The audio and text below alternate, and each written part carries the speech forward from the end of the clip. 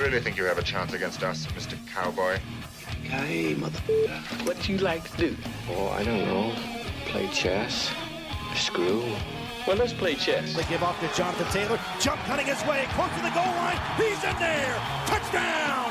I-N-D-Y. Jonathan Taylor.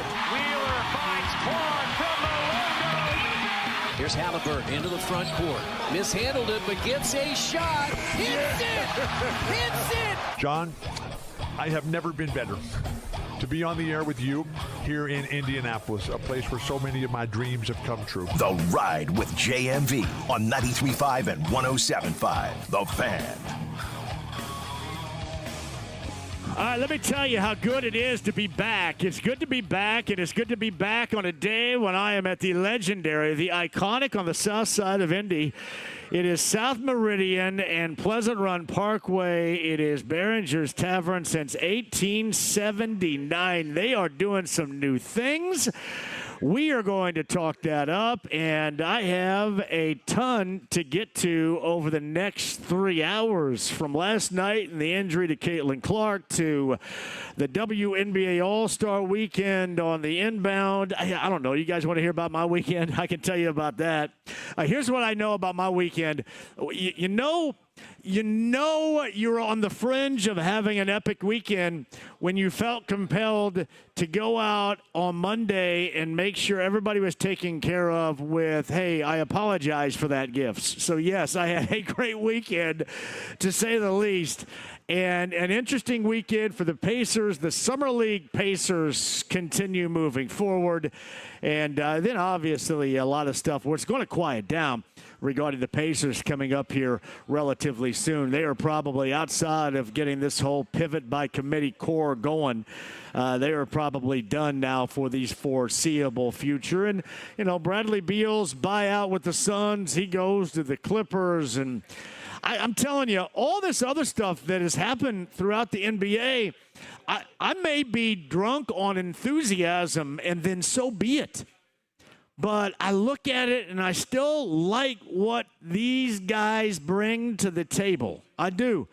It stinks about what they lost, but I still like it. And I had a long time to think about it over the weekend, and my thoughts did not change. Now, I will revert you back to Friday, because it would not have been better timing with the Bucks press conference and Miles, and then Chad Buchanan joining me on the show at 5 o'clock. It could, no, 5:30 actually on Friday. It was incredible timing, because I was pissed. And I still kind of am to a degree, but I was not happy. And you could tell by the spirited dialogue, and this wasn't on Chad. You know, I thought, and they thought over the weekend, last weekend, not this past, but the weekend prior, that I was going to be mad about the way things went down. And I wasn't happy about the way things went down, but I was really mad after what took place last Friday. We're not going to get fully evolve back into that again, but we will talk it up just a little bit, because again, I have been gone for the past 2 days. Kind of weird too. So I was gone the past 2 days, and I did a tour of downtown, because the kid wanted to go over to Mass Ave for a minute and check out some place. So I let him check out that place, and then I tried to get around to where normally you have like 2 and 3 and 4 lanes, and now it's like one road in and one road out of downtown. It's going really from Walnut Grove to Sleepy Eye on Little House on the Prairie. That's kind of what it's like right now. And I'm going to be interested to see the timing with the WNBA All-Star Game coming up here, and how that is either going to work or not going to work. I will say this. Once everybody gets nestled downtown, and that's the first time we've ever used the term nestled on this show, but once everybody gets nestled downtown, and you know that everybody's going to be on their best behavior. I don't want to hear anybody jackassery. Jackasses, stay out of downtown this week. Actually, stay out of downtown all the time, but especially this weekend, we don't need any of your jackassery. And I see it. I come out of there every single Saturday night, Sunday morning at like 1 in the morning, and it is like Jackass Central down there. I see it. I see it every single weekend. So here's to hoping, because there is so much going on with the WNBA All-Star Game to IBE. I'm really excited about the IBE show coming up at Kauffman Stadium at the Mike coming up on Friday night, too. I mean, that's right in my Generation X wheelhouse.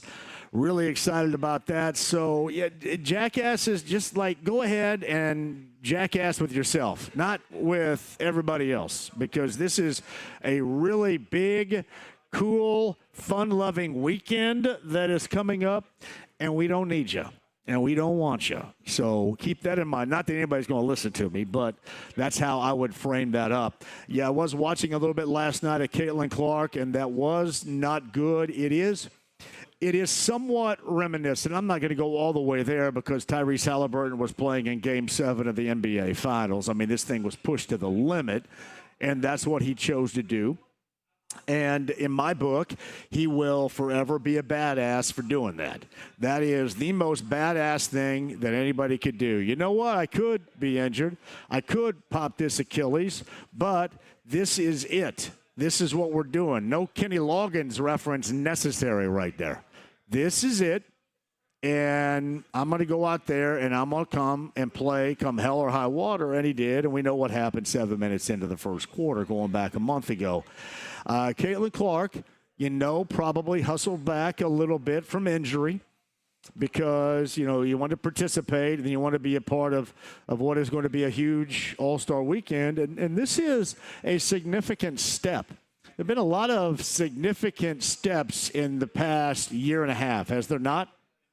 For the WNBA and women's basketball, and you see what all evolves around Caitlin Clark, wherever she goes, whatever she does. I mean, it really is an incredible aspect as to what she brings, and clearly she wanted to be there for her team, but also wanted to be there for that.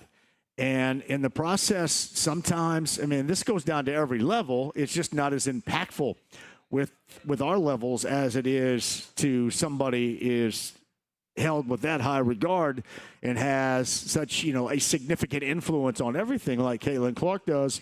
You go out there and right at the end of the stinking game, you make a nice little pocket bounce pass on the cutter. You get a layup, you salt away a game, and then, oh, man, there's my groin injury. It hurts, and that stinks. And then you probably feel at that moment that there's zero way you're going to be strength going into this weekend, much less later on tonight against the Liberty. Eddie Garrison's going to have your coverage later on tonight right here on The Fan. But you're not going to be at your highest level, your peak level. And you probably weren't going to be that anyway. But again, you hustle back. And this is sometimes with athletes what happens. And I know that Caitlin Clark is listed as questionable later on tonight. I know a lot of people are asking about her participation coming up this weekend at the WNBA All-Star festivities. Yeah, here's hoping so, but if you watched last night and you just go by the athlete themselves and that reaction, that's the kind of the way that you felt that it was maybe the worst case scenario. Hopefully not. Hopefully not. Hopefully you're back and you make a lot out of nothing. But what is that? The fourth, I think, time this season she's been injured. And this team is fighting. This team fought last night. It fought in Dallas over the weekend, or I should say at home against Dallas over the weekend back on Sunday, fighting to hang in, fighting to get better. And they have had to navigate a great deal from her injury situation to whatever the hell was going on with DeWanna Bonner to stuff simply put, when you thought it was going to absolutely work, not going to work. And, you also saw some frustration from her last night, calling over the officials and, everybody kind of calling that out a little bit. I did not realize that she has, and I say this not to be mean, I say this with everybody whose shot's not going down. I didn't realize that she has been as broke from distance as she has been on the road. That was a nutty stat last night, like one of her last 20-something, I think, is what it was. But when you look at the stats at home compared to the stats on the road, it is not good whatsoever. It has been a shooting struggle on the road for her, to say the least. 85-77 was the final last night. The Fever now 12-10 with that win over Connecticut. But the storyline certainly is that of one we will follow throughout the course of the afternoon and then going into later on this evening with the Fever, the second of a back-to-back.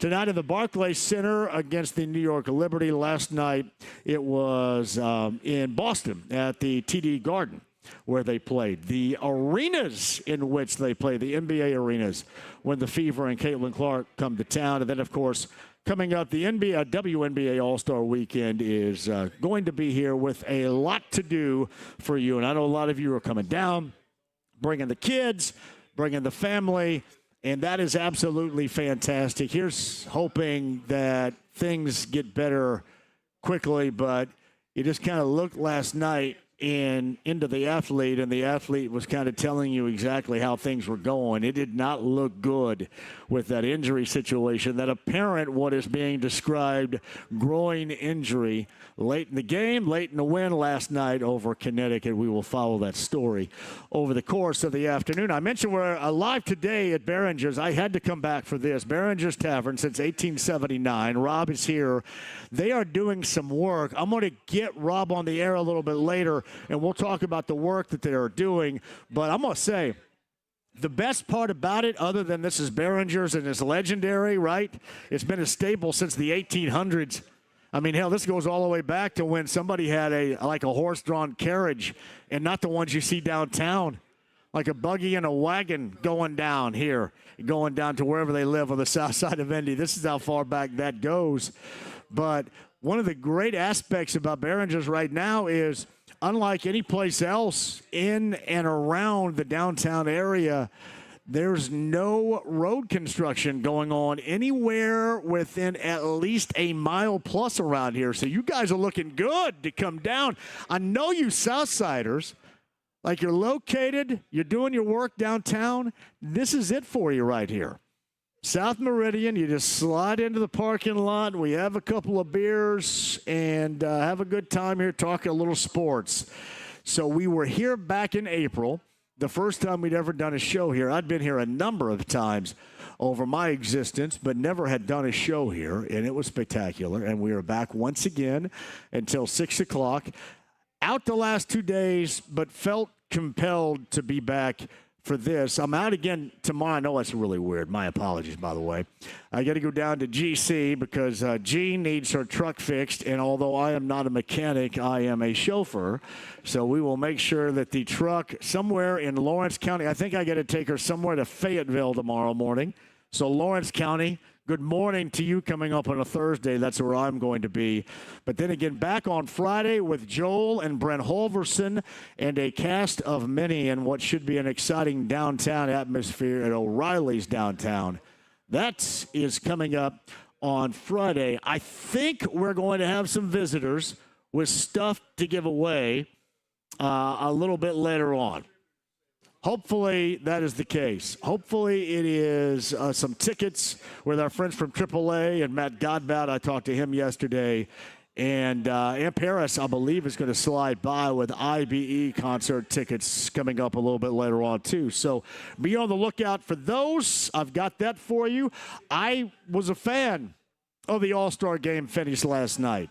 You know, normally I always say, well, it was so much better in 1979. Remember when the late Dave Parker threw out Brian Downing at the plate, and that's when All-Star games were All-Star games. Remember that time with Atlee Hammaker, and it was Fred Lynn, the first Grand Slam in an All-Star game back in 1983. I know. Normally I go back to those great All-Star moments where we think because it was back in the day, it was better.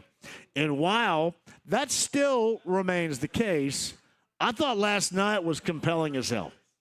Honestly. I thought last night was fantastic. I liked the swing off. It is weird. What do they say? This is a big word for me. Contrived? It was incredibly contrived, but I was digging it. I liked it a great deal. I didn't mind the 3 swings. Now, and it really didn't matter to me that you didn't have these so-called power hitters of the day. I thought Schwarber added a bunch, clearly, with his 3 dingers and those 3 swings. Here's what I liked about it. It was like new, and it was fresh. And these athletes that rarely, if ever, get nervous, they were kind of thrust into a situation that they'd never been a part of before. And you could, like, see the nerves when Rosenthal or Verducci were doing the interviews before the at-bats in this whole swing-off thing. You could actually tell by and a couple of them, I think Schwarber being one, they just basically said, you know what, I'm kind of nervous about this because you just don't know what to expect. It's weird, but I thought that was cool. I like to see those nerves. 2 things I really like to see, actually 3 things if you want to add a competitive viewpoint, and certainly I thought the game itself was incredibly competitive. But the 2 other things that I like, and I don't want it to be manufactured, and I realize that the ending of this is absolutely manufactured. But the thing that I like to see that isn't is the enthusiasm from teammates, from rivals, from guys on other teams that may have significant advantages going into the All-Star break with their team in the standings, guys that may have better numbers, guys that you're going up against game after game and week after week. And when they come together and you clearly root for one another, I don't know, I kind of am a rah-rah guy with that. I dig that. And that goes back to the whole team concept routine that I bring up all the time with the Pacers. I like it. The whole team concept is meaningful for me. I love being a part of a team. We sucked, but I love being a part of our sucky team. And I like seeing that, especially at that level. You see it with most of the time individual teams, but collectively getting the best athletes or the best baseball athletes on the same field and seeing that enjoyment with one another is incredibly special to me. I like that a great deal. So I loved it last night. I did. I don't know what that makes me, if anything. I think it makes me, I guess what it does make me is I can transfer. Like James is probably saying, well, wait a minute. You don't like something that's not from the 1980s? What the hell is this about? Who's this guy that came back after 2 days being gone? But it's true. I did like it. I liked it a great deal for those reasons and for those reasons alone last night. I thought it was a highly competitive game. And the All-Star games, it is by far the most competitive by nature. But I really liked the ending. I liked what you saw on the sidelines, or in this case, on the top step or beyond the dugout. And even if that whole thing was constructed, contrived, whatever, as an ending, I really enjoyed it. And we can discuss that if you like at 239-1070. I know there are some of you out there. It's funny. So I was at Paradise de Watson on Sunday, and clearly, at least from my recollection, had an incredible time. From what I've heard, I've had an incredible time. What I've been told, the stories. But we were talking about, me and my, 7 years of support from Miles. And, am I going to take crap from everybody? Well, I take crap often, so it kind of comes with the territory. But here was my thought, and I know a lot of you were hanging on late Friday and heard me talk about this and then heard my conversation live with Chad Buchanan, Pacers general manager. But my thought, as always, was this. All right, more money, go. All right, you're pissed off at the organization over the years, and believe me, nobody understands. Nobody is more of a card-carrying member, man, and I'm trying to shake that because it's not a good thing. I am a grudge-holding son of a gun. As jovial and nice as Dev can attest to, sitting to my left right here, as nice of a dude is I like to describe myself as I'm a grudge holder. And I do it. I still do it. I try not to, but I still do it for whatever reason to this day. And one of the things that occurred to me is when you have a team that is constantly, it's like me and Joe Hogsett like a couple of years ago, right? So we're downtown, and I'm doing an interview with Oscar Robertson. Okay, I'm doing an interview with Oscar Robertson, and when I'm done, I go out, and the mayor of Indy comes over to me, and this is like very non-political. I don't care otherwise, but this is what pisses me off, is when he comes over and he shakes my hand, and then he looks over to scan the room to see who else is more important around me, which everybody was more important than around me. So I thought, what the hell is this about? So I don't like that. I hold a grudge over that, which I shouldn't, but I do. And that's exactly what Miles, I bet you, was dealing with right here. You had a team that was constantly trying to trade you, that also signed another dude because they felt that other dude was better than you. And then the only reason they went back to you is because the other dude's team said, all right, well, we want to lose you, so we're going to go ahead and sign you back. So I thought maybe that's a part of it too. So the whole grudge holding thing, I get. But this is what I don't get. And this is what has irritated me from that moment on. It is that ridiculous press conference to where he talks about going someplace that he views as being more competitive. All right, a couple of things here. Maybe Milwaukee's going to end up being better than the Pacers this year. Maybe my analysis for this team is incredibly off, right? Maybe I don't know what I'm talking about. I talk all the time about how this team is going to be better. I believe it's going to be better than what anybody else believes out there. I have a firm belief in this core group, and I like them a great deal. I was offended by that. I was offended by that not because that's what you might believe and you left. I was offended by that because there has to be dialogue in which you're working in where you don't look like you on the way out of town throw all of your teammates that had your ass and held you up in the finals like nobody's business, that had your back. There is no way that you sound like that. None. Anybody that's played one moment of sports and you really enjoyed the team concept would not utilize that style of dialogue, or would have 24 hours to think about it, and then once they went on ESPN or NBA TV or whatever the hell it was the next day would say, hey, you know, I didn't mean that. I love my guy. My former guys were great. They had my back, and that's great. And not double down on it. So that was my biggest problem, and therein lies my love for this core group and this team and my belief that they're going to be a hell of a lot better than what anybody else believes. We're live at Behringers Tavern. It is legendary since 1879 here on South Meridian. I want you guys to join us on your way out of town, a special Wednesday on South Meridian and Pleasant Run Parkway.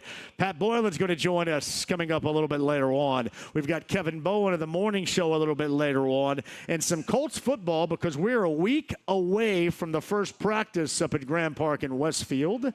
We've got Charles Arbuckle, the former Colts tight end, is going to join us coming up at the 5 o'clock hour. The stream, the app, it's HD Radio. Kevin and Chris is here. Dev is here. James back at the studio. Shout out to Greg Rakestraw for doing the work that I normally do here for the past 2 days. And thank you all for hanging and being a part of this show as well. 239-1070, the AAA Membership Lounge, via YouTube Live. The stream, the app, 93.5 and 107.5 The Fan.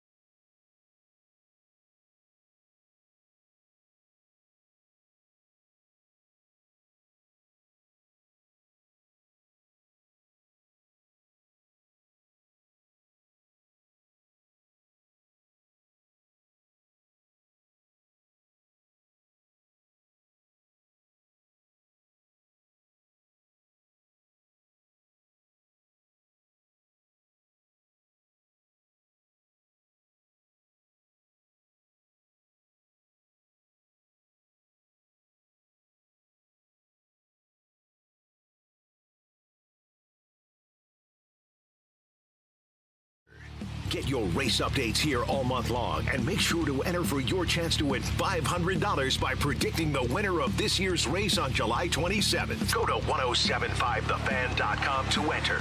Now, here's your 2025 race update brought to you by Bet365. No, I got a great update for you. Brickyard 400 coming up on Sunday, July the 27th. In fact, James, I just heard Joey Logano is going to join the show coming up on Monday. That will be coming off the next NASCAR Cup Series event on the concrete of Dover International Speedway this Sunday, again in Dover. But the 27th, the Brickyard 400 coming up, and Joey Logano joins us on this show on Monday. The Ride with JMV.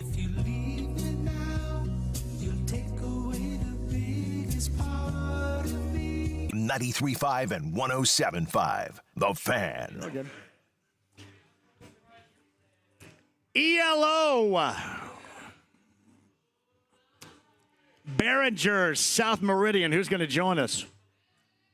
Hey, you don't want to come on the air, though? No. Can you give me your name? What's your name? Block by block. Huh? Oh, yes, block by block. That you got. You brought the really fat picture of me right there, didn't you? Yeah. When was that, by the way? Block by Block is here, and he doesn't want to come on the. Hold on. He doesn't want to come on the air, but he wanted to show us a picture. It was a picture of Brown County Music Center. For Psychedelic Furs and Squeeze, right? 2 years ago, and that was. Can I see that picture again? Hey, James, this is one of the fat photos of me right here. Lord have mercy. Can you believe, let me say block by block, this guy right here a year ago walked into Premier Weight Loss and told Thomas, yeah, I'll do this, but, quote, I don't think I need to lose any weight. Oops. Thanks, buddy. Good to see you, pal. Thanks for coming out. Barringers since 1879. South Meridian. Oh, yeah, I don't think I need to lose any weight. That's well done right here. Good God. That is great. Absolutely great. But it's pretty funny. I like seeing that old stuff. Hey, James, who's on here right now? I don't think I caught it here. We've got Pat Boylan on the line. Are we doing? Is it? Oh, Pat Boylan. I'm sorry about that. I thought Kevin was right here. I was waiting on Kevin. But Pat Boylan's on the Andy Moore Automotive Group hotline. He is the voice of the Fever. Pat, I apologize for not knowing who was on the line and it being you. My bad. Well, sorry to disappoint that I'm not Kevin Bowen, but we'll do our best here. Pat, are you there? I am here. You got me? Oh, James told me, yeah, I got you. Until 3:45. Where do you got to be where you got to be at 3:45? What's more important than me not knowing who's on the line and it being you? How's the bus to the arena for the game tonight work for you?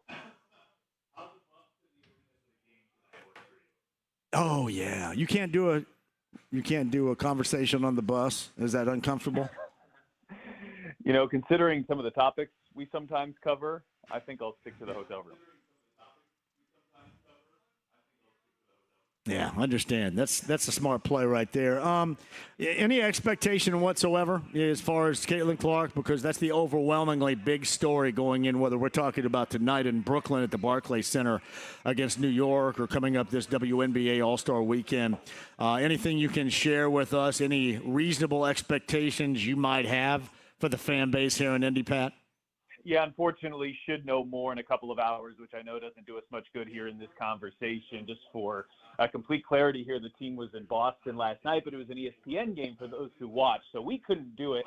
I actually watched the Fever game last night from my hotel room in New York, and I haven't personally seen Caitlin Clark since Friday. I will say the injury report came out about an hour ago. It is right groin injury, which it did appear when it happened.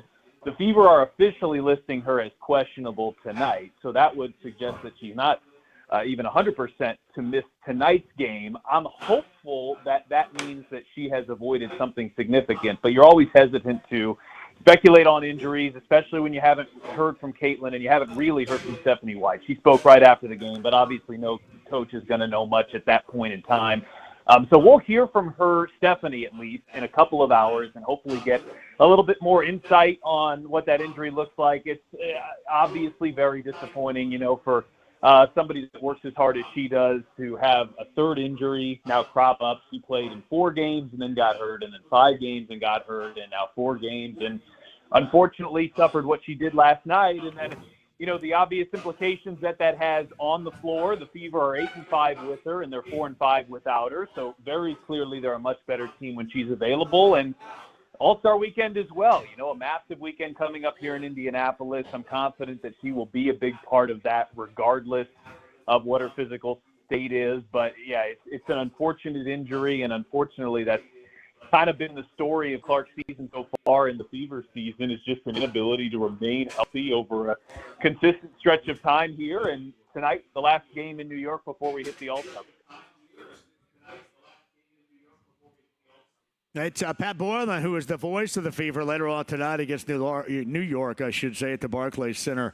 Kind enough to join us on the Andy Moore Automotive Group hotline. I think, Pat, most of all, the reaction from everybody was playing off of the reaction that we saw, the facial expression of Caitlin Clark. And that's a dangerous game in doing what we do. There's no doubt about that, trying to read body language. I mean, really, nobody is good or perfect at that whatsoever. But, seeing her reaction, I think, is where everybody kind of took their cue from how to respond themselves in light of what is to come, either tonight's game or going into the All-Star weekend. Yeah, and I'd be lying if I said that, I wasn't thinking the same thing watching it here in the hotel room in New York. I mean, I can't think of a time seeing her react quite like that after an injury. And so unfortunately, in Indiana with pro sports teams, you've been through this a little bit, especially with Tyrese Halliburton here recently. And you just hope that it's not something significant. And like you said, what's going through her mind at that time, very competitive player.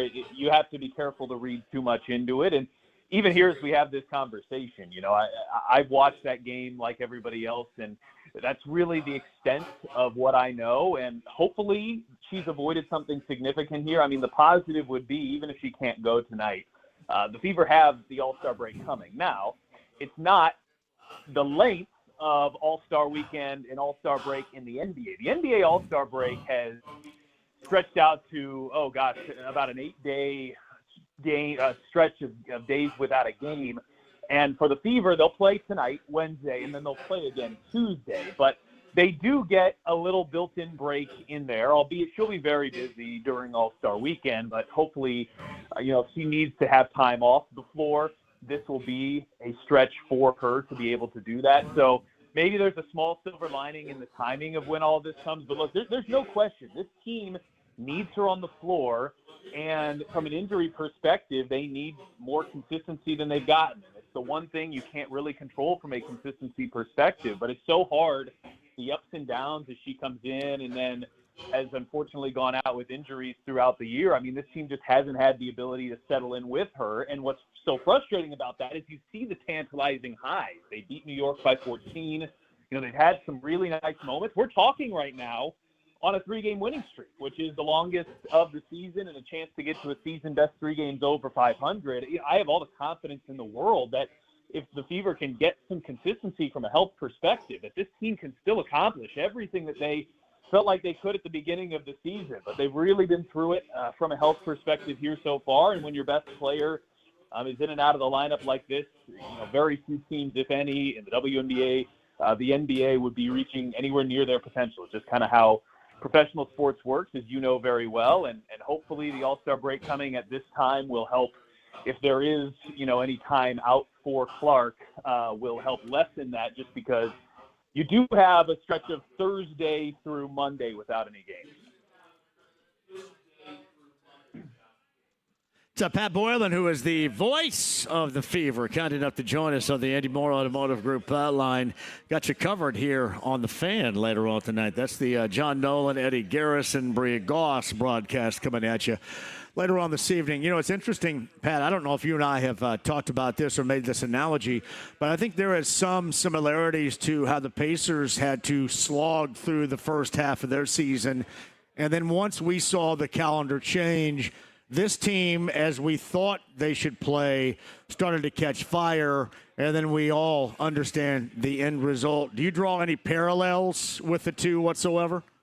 I absolutely think there are a ton of parallels. You know, while Tyrese Halliburton was healthy until, unfortunately, Game 7, Andrew Nembhard and Aaron Nesmith's absence were massive, and the Pacers were never really able to get solid footing until about the 30-game mark of the season. Well, NBA seasons are almost twice as long as WNBA seasons, so you can't play that from a game-to-game perspective and necessarily draw an exact parallel there. But the in and out of the lineup, the lack of lineup consistency, I mean, it's eerily similar. And I think you hope that those similarities here continue if Caitlin Clark can get healthy and the rest of this team can stay healthy. There's no reason they can't put together a back half of the season, just like the Indiana Pacers did, and make a deep run into the playoffs. The team is still very, very talented. It's got 3 All-Stars. They're one of 2 teams with 2 All-Star starters. You know, they've won 3 in a row here since getting Caitlin Clark back. And so, to me, it's amazing how many similarities are between the Pacers and the Fever. You know, Indiana was 10-15 at the 25-game mark.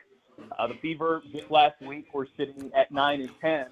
Both well below expectations for the two teams, but both with pretty good reason for that, missing key contributors and a lack of lineup consistency.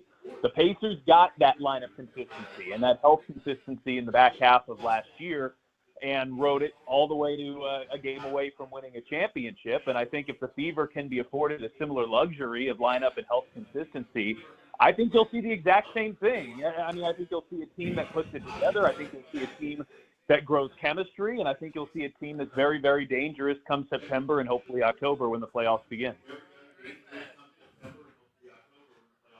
Here's Pat Boylan with us. Anything noticeable come out of what you've witnessed so far for Pacers Summer League? I mean, you get a couple of guys, you're looking for rotational minutes and, you know, and hopefully Furphy, and I know everybody goes with the meme and the dunk and all that, but anything, you know, beyond that, enough significance that you can transfer from what we've witnessed so far in Vegas to what could be a productive player for this group coming up this coming year?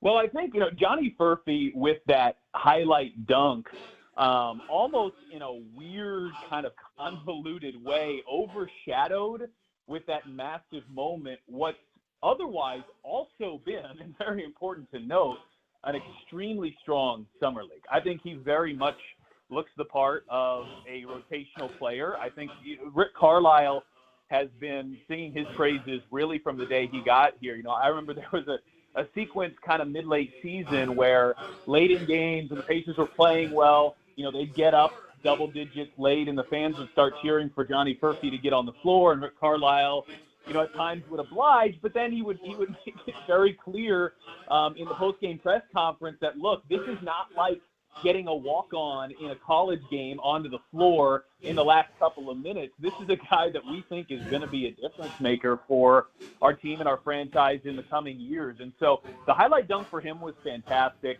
You know, a shout-out to Logan Castle at Pacers Digital, who had the iconic shot of that still frame of Furphy with the dunk and the defender, you kind of his eyes rolled back in his head. I think it's going to be one of the lasting images of you know, the summer league and certainly anything the Pacers have done recently. It was such a cool moment, but I think it shouldn't overshadow just how well he's played, how high the franchise views him.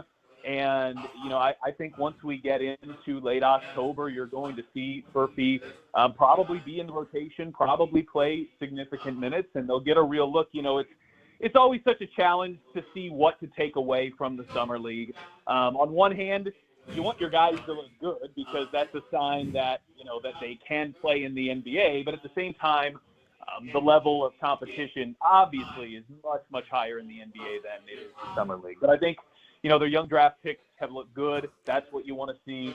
And the other thing I would say you want to see is your quote-unquote Summer League vets. So here we're talking still really young guys. But second, third, if you have any fourth-year guys in there, you want them looking the part of somebody who isn't a fresh-faced rookie. And I think Johnny Furphy has looked that part, and I think he's been the biggest standout here for me so far. Pat Boylan's got you. What time do you hit the airwaves tonight, my brother? 7:30 WTHR. So we'll catch you on the TV side of things, and then obviously, as you noted, on the radio as well. So if you're out and about, you can listen to John, Bria, and Eddie. If you're in your house, we'll catch you at WTHR here tonight at 7:30 from New York. Let me ask you this really quickly, James, for Pat here in closing.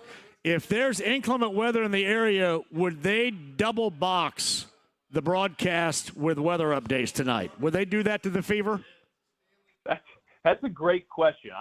That is so far over my head I can't even tell you. But my guess would be that if there's severe weather in the area, they've got to cover that, or at least make everybody aware. So hopefully, to be honest with you, I hadn't even realized that was a potential proposition tonight. But hopefully the weather stays calm and the Fever bring home their fourth consecutive win of the season, which would be their longest winning streak of the year. My buddy, I appreciate you. O'Reilly's on Friday. If you want to slide by between 3 and 6, we'd love to have you downtown if you're in that particular podcast tonight, too. We'll do it again soon. Hey, thanks, John. Sounds good. Pat Boylan on the Andy Moore Automotive Group hotline. What Pat doesn't realize is weather will always supersede anything in sports. Remember that. I would bet you would get jacket off, double box situation. Now, I don't think that we're in the path of anything like that, but you would get jacket off, double box, situational programming on Channel 13 WTHR later on tonight, if something like that were to occur. Behringers since 1879. We're on South Meridian and Pleasant Run Parkway. Let us take a break. Kevin Bowman, top of the hour. Charles Arbuckle, the former Colts tight end, coming up in the 5 o'clock hour, a week away from the start of practice up at Grand Park for the Colts. We got a busy rest of the week for you. I'd mentioned, too, Joey Logano is going to join us on the show with the Brickyard 400 next weekend. Joey Logano joins us coming up on Monday in what is going to be a fantastic week. Join us at Behringers. This is iconic, to say the least. We would love to have you for a beer or two here on 93.5 and 107.5 The Fan.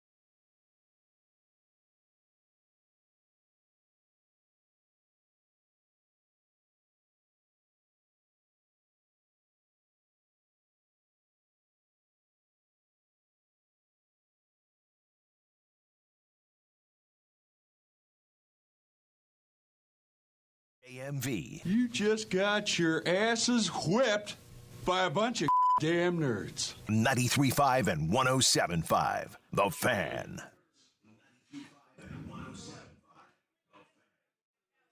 Hey, welcome back. Behringers since 1879. Block by Block's taking another non-fat picture of me right here, buddy. Thank you, man. We'll compare the two right there. Put that with Premier Weight Loss. Hey, South Meridian, I mentioned iconic because it is. When you have an establishment that dates back to the 1800s, you know how great this is. And this has been a South Side staple forever. Rob's going to join us a little bit later on, because Rob's doing some work around here. Rob's a little skeptical about talking about said work, but I've kind of forced Rob into discussing that a little bit later on because I'm really excited about it here at Behringers on the South Side. We would love to see you if you're on your way home from downtown. This is really the only road here on South Meridian that is not all screwed up with construction, road construction. It is really easy to get to right here, and we would love to see you. Kevin Bowen's going to join us coming up at the top of the hour. That was Pat Boylan a little bit earlier. I did want to mention this because I want to get back to the All-Star game last night. I did enjoy it. Hey, it's not the whole euphoria you get out of watching it when you're a kid. You know, when I was a kid, you have all these memorable moments, you know, watching All-Star games. And I mean, hell, in some of those moments, you were seeing guys for the first time ever because all we watched, you know, would be the Reds on Channel 4. And then that next generation, you know, got the Cubs on GN or the Braves on TBS. But all we basically had, we had the NBC Game of the Week. Most of the time, we had the Monday night game of the week on ABC, and we watched This Week in Baseball. If you guys remember, This Week in Baseball was also iconic in delivering a view of a lot of players that we wouldn't know anything about. We didn't know anybody from the AL West back then. How many players did you know from the A's or the Mariners or the Rangers or the Angels then? I mean, basically what you knew was the NL West or NL teams. I mean, really, there was a great deal of unknown throughout the American League back then. But, you know, it's different nowadays than it was then and how we look back on it. And it's so charming. I just thought last night was great. I thought last night was highly competitive. I thought you could tell that these high-level players gave a damn. And believe me, in one of these All-Star games, that's what you want because there's not a give-a-damn factor anyplace else but in baseball. And Brent Rooker last night, he was the first guy to step up for the Angels in that swing-off. He said, I'm nervous. I love the fact that he was nervous. I love the fact he was nervous because there was an unknown and because it mattered to him. And I love the teammates being outside the dugout, being excited on both sides. I dig that. And I know this is contrived or made up by Major League Baseball, this whole way of deciding the winner and the outcome of an All-Star game. And normally we would all kind of crap on it. But I thought it was great last night because of those two aspects. Quick break. We'll come back. Bowen coming up here at the top of the hour. Charles Arbuckle about the Colts in the 5 o'clock hour. Behringers Legendary Tavern on South Meridian since 1879. It's our location. We would love to see you come by, have an ice cold beer on this Wednesday. I would love to see you with 93.5 and 107.5 The Fan.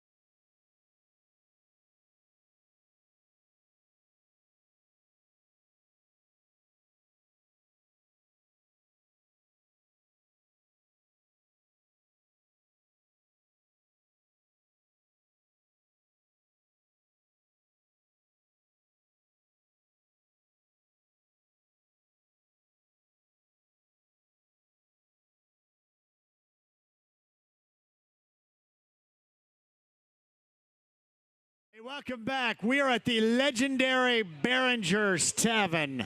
Can I pronounce that right? Did I say tavern? Hey, the tavern. Tavern. Rob's going to join us, the owner, coming up in just a bit. Charles Arbuckle, former Colts tight end, is going to be here coming up in the 5 o'clock hour. Hey, let me ask you this, Dev, really quick. This is kind of a production thing here. Is that on right there? Because I'm not getting any juice. I'm not getting any power into the phone. And I think I've got the form of crap iPhone right here that my battery goes down in a second. Clearly, this is not a Duracell that's locked in. Is everything else getting charged right here but my crap? That stinks. You can check that out. I'll step away. You can see Dev right there if you're watching via the AAA Membership Lounge via YouTube Live. He's right there with a close-up for you as he tries to find out and do something, technology speaking, that I can't do block by block. Great to see you, my brother. Appreciate that. I mentioned Charles Arbuckle coming up a little bit later on. I am out tomorrow. I believe it is Eddie Garrison and Mark Dykton in for me tomorrow.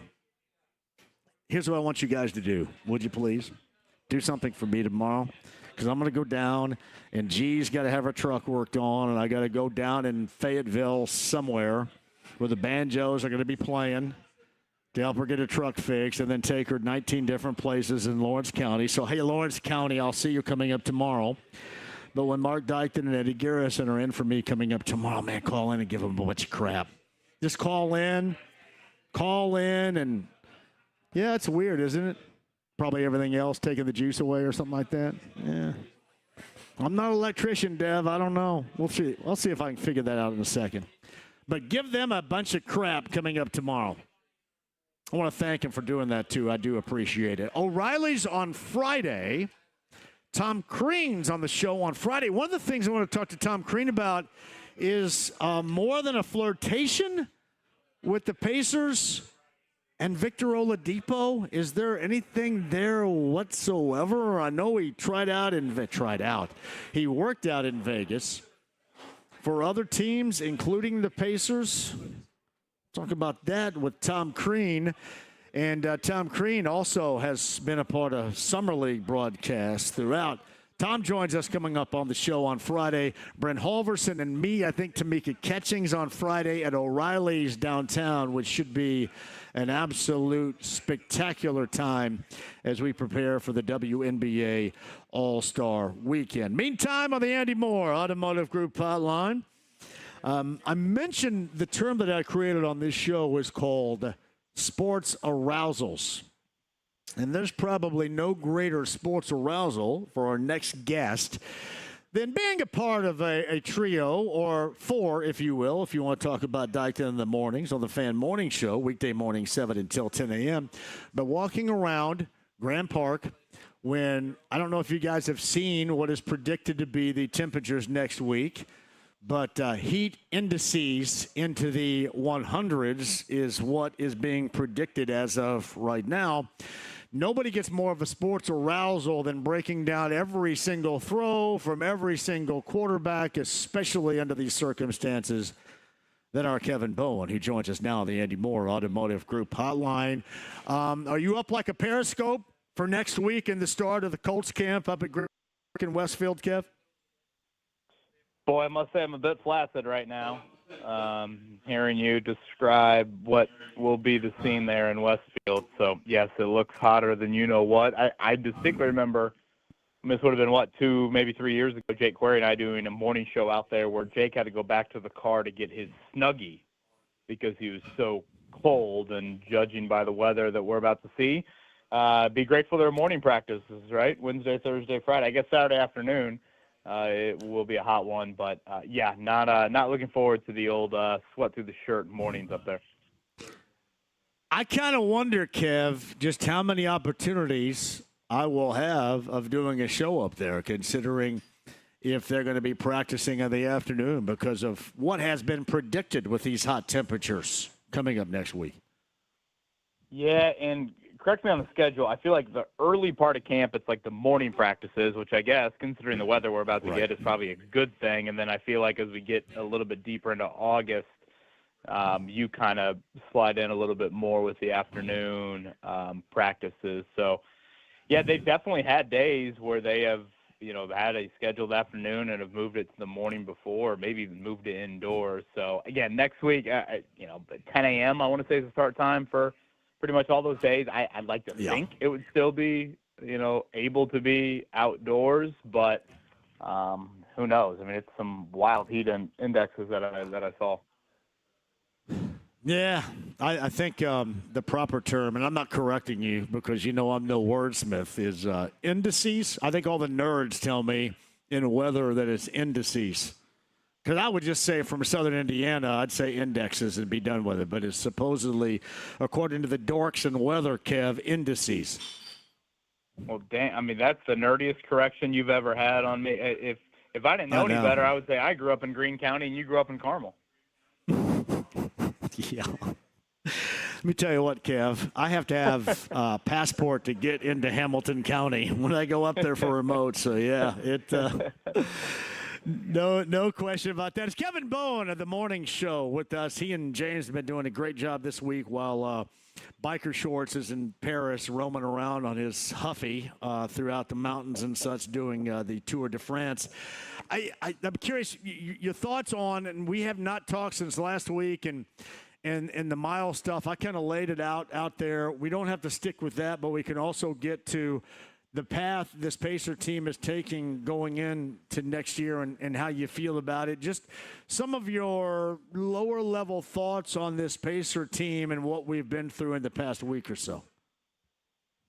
Yeah, I mean, it's certainly going to be, a different I think you're asking different things of players. You're asking Andrew Nemhard to play a different position and play it 82 nights out of the year. You're going to ask much more of a scoring load in a starting lineup, assuming that is the case for Benedict Mathurin. Pascal Siakam, you maybe won't be asking a whole lot differently from him, but just even more consistent at that output. And then whatever happens, at center, likely, obviously, by rotation. And then, even the second unit, can Jarris Walker in year 3, slide into maybe more of a lead role with that group alongside of Obi Toppin and TJ McConnell. So, honestly, a lot of those things to me are at least intriguing, and I think some of them are very important when you think about Tyrese Halliburton's return and then what that next, run could look like with Halliburton, especially with, guys like Mathurin and Walker are probably the two that come to mind the most. So, yeah, the Turner thing I think was just obviously Milwaukee did something rather unprecedented. At the same time, I have questions if the Pacers truly would have matched $27 million. I have some skepticism there. And at the same time, I think Miles finally, saw the girl walk out of the dance floor and point to him for the first time in his NBA career. And given how he has been an employee of the Pacers over the last decade and the DeAndre Ayton stuff, which he addressed, I understand, I don't maybe fully agree with the comments, but I understand the desire to run towards that dollar figure. Hey, Kev, Chad Buchanan told me in a very spirited conversation I had after the what I thought were some dumbass statements made by Miles last Friday in his introductory Bucks press conference in Vegas. In a spirited conversation with Chad and I, he said that they were ready to negotiate further even after, but were not given the opportunity. So I don't know where they would have gone monetarily for Miles if they would have gone in the neighborhood in which the Bucks ended up going, but they felt compelled to want to do something more afterwards. Now, it may be right now you're thinking, all right, well, whatever. We're glad we didn't have to do that. But at the time, I think they certainly were going to try to take advantage of the opportunity had that opportunity been given to them. Yeah, again, getting all the way to that dollar amount, how the contract looked, I don't know, maybe the Pacers would have gone there, but, that was such a low first offer when you consider what exactly Milwaukee ended up putting on the table for him. That's a long way to go from there to there. And so, which, is fine. I mean, I'm not saying sitting here acting like, the Pacers should have done that. I get, honestly, both sides of it. I understand that Miles probably said, all right, enough's enough. DeAndre Ayton was presented a contract offer in front of my face, and I still was a great employee for 10 years and handled my business I thought pretty well. And at the same time, I don't think many of us view Miles in the light that Milwaukee's viewing him as, contractually, role-wise, all of those things. So I get it.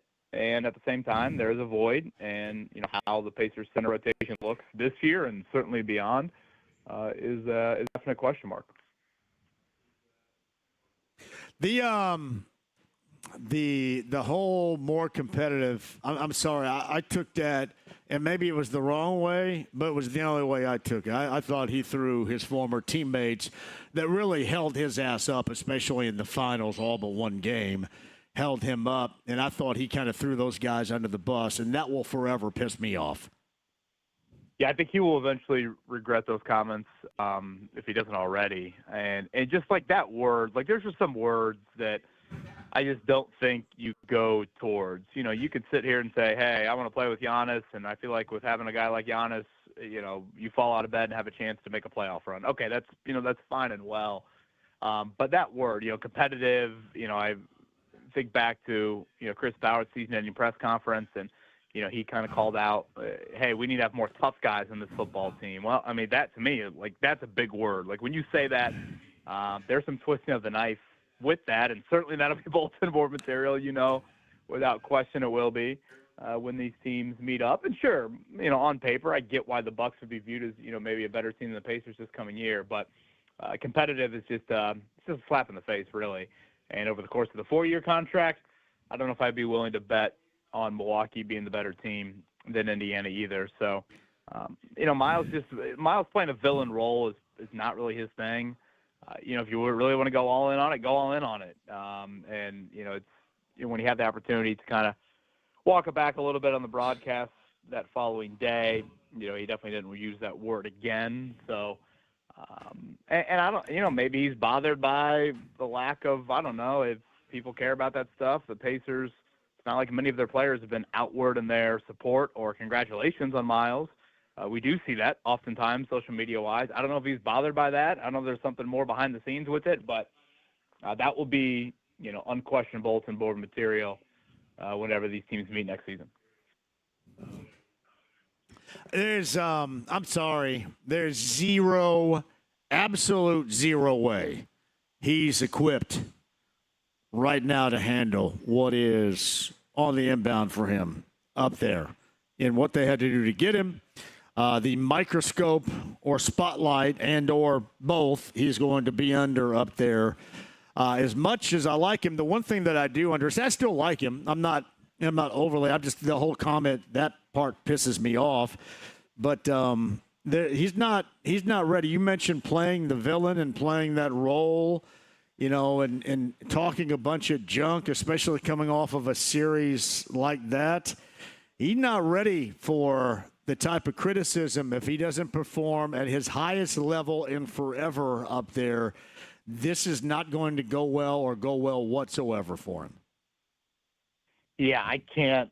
Yeah, I'd be stunned, honestly. I mean, just imagining him in a true number 2 role, even more of the light on him. Yeah, I mean, there were times that, I felt like, mentally it was a bit taxing on him here, and he wasn't asked to carry contractually the inevitable pressure that comes with that. And then, he was never really asked to be kind of the number 2, certainly not on this year's team. So, yeah, I don't know. I mean, I see some of these Bucks quotes, and I'm like, okay, I get it. He's a younger version of Brook Lopez and, maybe a little bit more in his prime. But, acting like you're getting, I don't know, prime Karl Anthony Towns. I'm trying to think like a present-day center who stretches the floor like that. I just don't see it, nor do I see him handling the inevitable. As soon as Milwaukee has a 3 or 4 game losing streak, all of that comes up in conversation again. Should Doc Rivers be here? Is Giannis going to leave? All of those conversations are going to come up the first time Miles has any sort of the effort he had in the finals. Wait, what? We're paying him how much? And we stretched Damian Lillard how much? All of that is going to be front and center. So, yeah, I don't see him handling that well. Yeah, that's the part I didn't like was what he said about the teammates, because I do, and everybody knows this to be true. I say it all the time. I have a more of a deeply rooted belief in what this team can do next year, even without Halliburton and without Miles, than I think what a lot of people do. And we'll see what happens coming up next year, because it kind of looks like this team is together. Hey, I was going to ask you this, because Tom Crean's going to join me on Friday's show. Is anybody going to have any interest in putting Victor Oladipo back on a roster to play?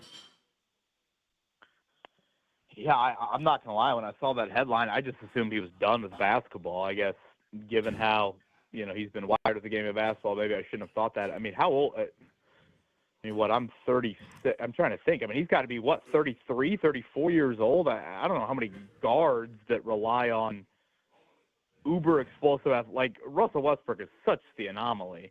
And even his game, we've seen wane. So I would not. I guess I should probably watch, I don't know, some of the highlights for the workout that he had. But I would say, Victor, good luck. But that won't be happening here. I'd much rather see other guards on this team play.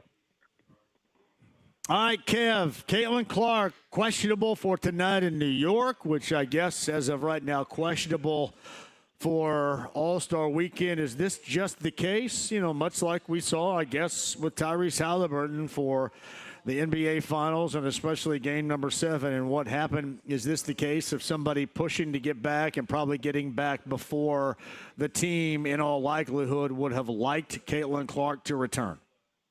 Yeah, I know there was an instance earlier. I'm trying to think of which time she's come back from injury, but maybe it was earlier in June where she wanted to play and they held her out for another game. So I do think there has been a little bit of back and forth with that. I was actually stunned to see she was just questionable. I mean, maybe it was all the emotion of last night that kind of played into her reaction, but she was visibly in a lot of just frustration and pain. And again, maybe that's the struggles on the road, and she's not really one that's dealt with injuries before in her career, and maybe the all-star cloud hanging over her, like maybe all of that was kind of seen in her emotions. But I was shocked that she was just listed as questionable. I guess I'd look at that as good news. I don't know, maybe it's gamesmanship for all I know. But, I thought, at the end of June they should have just sat her through the all-star game. Yeah, she obviously is way too important to this team. It's a soft tissue issue. We're not used to injuries with her, and I think the Fever are still equipped to kind of hang in there without her, and with how the playoff format works, I still think you would have a shot to get on a run if she came back with a month to go in the regular season. So I think a lot of discussions within that organization, within her team, need to happen here, and it's just unfortunate that it occurs of all, nights, last night, 2 days before she in the three-point contest and all of that. But who knows? Maybe it was a lot worse looking than it really is. Is there an aspect that you're excited about this weekend? Are you going to be doing anything, or are you going to stay away from the downtown area, considering that basically there's like one way in and one way out? Yeah, I walked to the Omni today to get my credential, and I literally had to walk sideways. Part of it is probably because of my gut, but I had to walk sideways up the sidewalk to get out of that area past whatever that is, Harry and Izzy's, and further north on Illinois there. So it is quite the scene downtown. I think it's really cool. I'll probably bring Rosie down for an event or two. I think that's, who knows? Maybe it's a once-in-a-lifetime sort of thing. I would hope not. But, maybe in the Caitlin Clark era, it's something where we see Indy host it again. Obviously, her injury, again, probably puts a little bit of a cloud over it. But I think it is cool. It's unique. I'm not going to act like it's, must-see by any means. And, I mean, hell, I thought the NBA All-Star Game was an absolute joke here a couple of years ago. I thought Saturday night was actually really cool at Lucas Oil Stadium. I thought Sunday, the game itself, was a joke. But whereas the WNBA All-Star Game, the few times I've watched it, I feel like it is a little bit more of a competitive scale. Granted, last year they had the element of Team USA against Caitlin Clark and those All-Stars, which I think was pretty cool. So, yes, I will come down. I don't know if it's, something that I would do if, maybe Rosie wasn't around, but I'll be down there for a bit. What'd you think of the All-Star game last night and then the ending of the All-Star game last night? Oh, I loved it. I mean, it's just so Schwarber. I mean, literally, if you had told me at the start of the night, hey, a batter who's not going to have a hit all game is going to, be called upon to 3 batting practice swings, and his team's going to need him to desperately hit homers, who would it be? I mean, it's just so Schwarber. It just, I mean, I get that his raw numbers are not Hall of Famer, but he's just so entertaining, and I just think you have so much fear as an opposing pitcher when he is in the batter's box. He's hit so many big home runs in his career. So, yeah, I thought that was really fun, even without the Raleighs and the Judges and the Guerreros and, whoever else you would have really, really wanted to throw out there. So, I was all about it. I thought Brett Rooker had some great comments as well. I thought it was great. Yeah. I mentioned this at the outset. I loved when they went into the swing off, and especially Brent Rooker, because he had no idea what he was doing. And you could tell, he said he was nervous, but you could tell, I love these dudes were legitimately nervous about an exhibition game or an all-star game. And then, Kev, I loved it when all their teammates were up out of the dugout getting all excited. There's just something about that I think it makes it extra special. And I thought we witnessed that last night. I do. I thought there was a little bit of that when they implemented the Elam ending in the All-Star game. I don't want to act like it was at that level, but, we all play pickup. You play it more than anybody I know. When you have that, hey, you've got to make the shot. You can't stall. You can't run out the clock. It's just different. And, last night, again, had a little bit of that feel to it. It's, and me, I love golf. It's how golfers describe the first shot of a Ryder Cup. It's a different arena. It just adds some juice that, these guys don't get 162 days out of the year. So, I thought it was great and, had me kind of thinking, not that you could do it in every sport, but in what other ways could you create some of that? TBT coming up. You mentioned the Elam ending. Do you get into that at all, especially around here at Hinkle with the local notables involved? Yeah, I definitely watched it last year because I think you also had the Purdue team in that Hinkle regional. I think it's just the Butler and the Indiana team locally. Valpo might have a team there, but I couldn't believe that the Butler team. I mean, you're just spanning so many eras. I saw with Kamar Baldwin, who, talk about a bucket getter, and then they're going back to Shelvin Mack, from those Final Four days. So I think that's pretty cool. I mean, that Elam ending, there are times, in the summer probably contributes to it of like you're kind of scrambling for things to watch. And I think the Elam ending adds some high level of drama. It's not the greatest basketball by any means. Some of these guys probably, have a drink or two with their old teammates during the weekend, but you're playing for $1 million, you throw the Elam ending into it. I think it's led to some pretty good theater here in recent years. Yeah, no doubt about that. That's Kevin Bowen right there on the Andy Moore Automotive Group hotline. Dykton and Eddie Garrison are hosting this show coming up tomorrow? I heard that. Boy, that's quite the duo there from 3 to 6. So, yeah, I heard you encourage people to call in and give them hell, and I could not endorse that anymore. Just don't nerd this thing up is what I asked. That's all I asked. Don't nerd it up. All right? Let's not nerd it up. Dykton will be talking wrestling before you know it, and, he'll be yeah. Cubs. Yeah. I'm going to tell you what, if he brings up the Cubs on this show, I'm ripping his ass on Friday, man. I want to hear even if I'm not listening to it, I want to hear it. No, hear him foaming at the mouth about Pete Crow Armstrong on the mic last night just had me wanting to, turn off his mic if I could. Turn it off. All right, Kev, tomorrow morning, 7 until 10 a.m. It is Kev. It is James. Hey, by the way, James bailed out a pickup hoop on Sunday morning again. You want to hear the excuse? Yeah. Was it valid? He said, quote, I've got to cover the Fever game, and I need to be fresh. Oh, my gosh. Oh, that's one of the softer things I've heard. Yeah. Oh, my God. I mean, am I out there playing with a strained quad, and he needed to be fresh to sit on his ass and watch a basketball game? How about that? Boy, I'm all for James trying to make our industry look tougher than it really is, but that's one of the softer things I've ever heard. I know, buddy. Pretty bad. It is. Tell him I said hello tomorrow. You and James and Mark, 7 until 10 a.m. here on The Fan. It's Kevin Bowen of the Andy Moore Automotive Group hotline. Thanks, Kev. You bet, John. Have a good week. Behringers Tavern. This is legendary since 1879. Hey, Rob, was Dillinger in here once upon a time, too? Wow. Sitting right here on this stool. Whoa.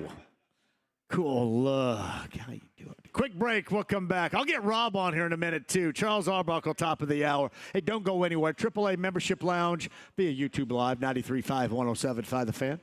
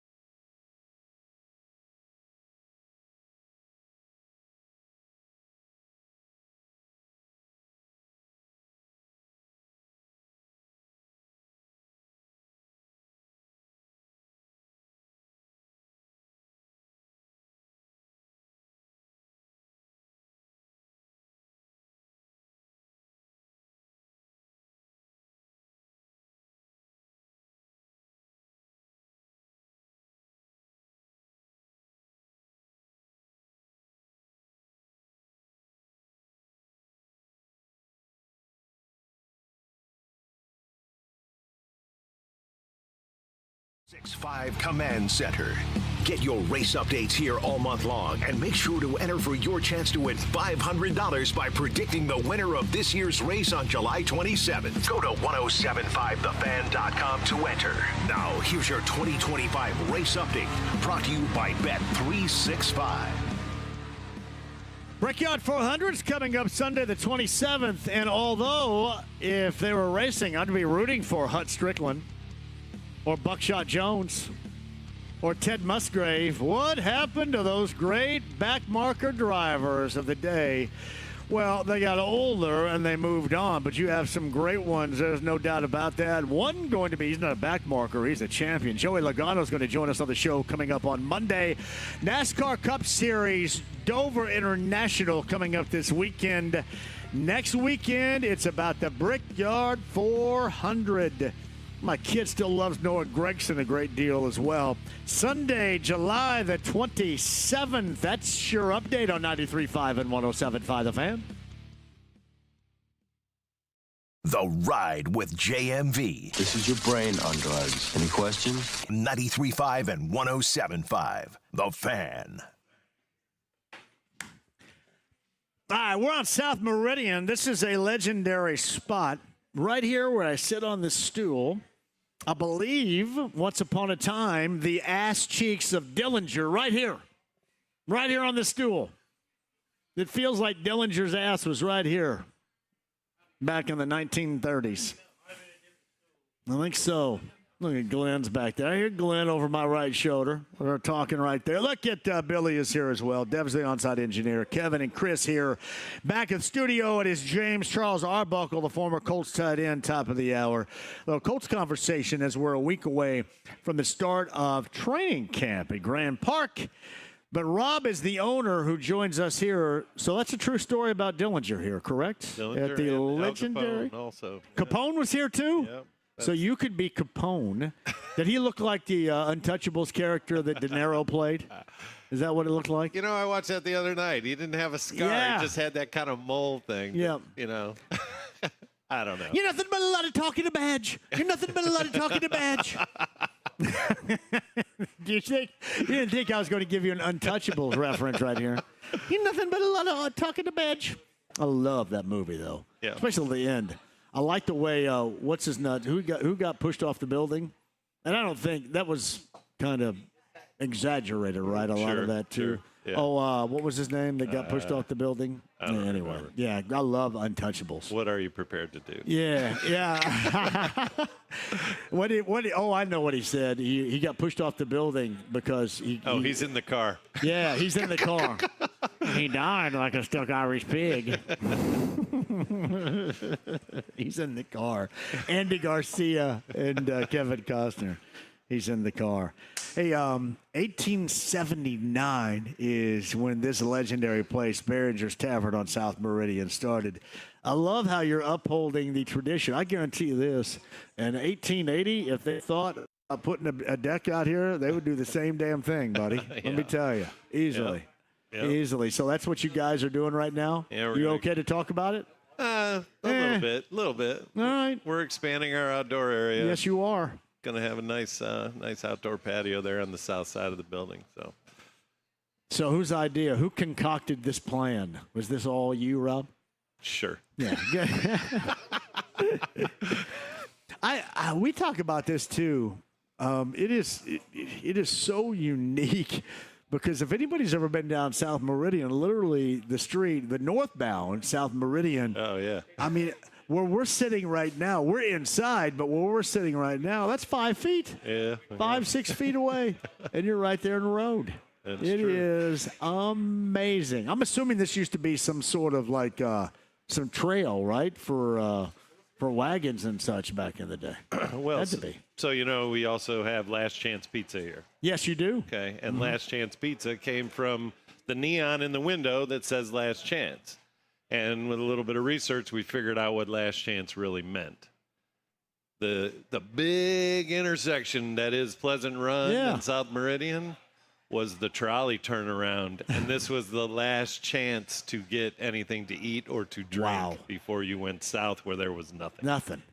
Can you imagine? And it still remains the same today, just like that. No, that's awesome, though. Yeah. That's a hell of a story. Yeah. Now, among the stories, Dellinger, Capone, Last Chance Pizza, the trolley turnaround. What are some of the better stories that you have been told about your place here over the years? Well, there's definitely ghosts. Are there ghosts here? Oh, yeah. I love things that are haunted. Yeah. So what's haunted here? They just come out once in a while. We've come in the morning and chairs are pulled out of tables like someone's having a party. I was personally here once when a picture flew off the wall, and I went to grab it thinking it fell off the wall, and the hook was intact on the wall and the wire was intact on the picture. So it just happened. Yeah, it just happened. That's awesome. I love these. Have you ever tried to have like a ghost chaser come in here and check it out? Nah, we weren't gonna. We talked about that. We were planning on maybe on a Halloween doing an overnight, like a sleepover. I'd be all about that. See if we can bring them out.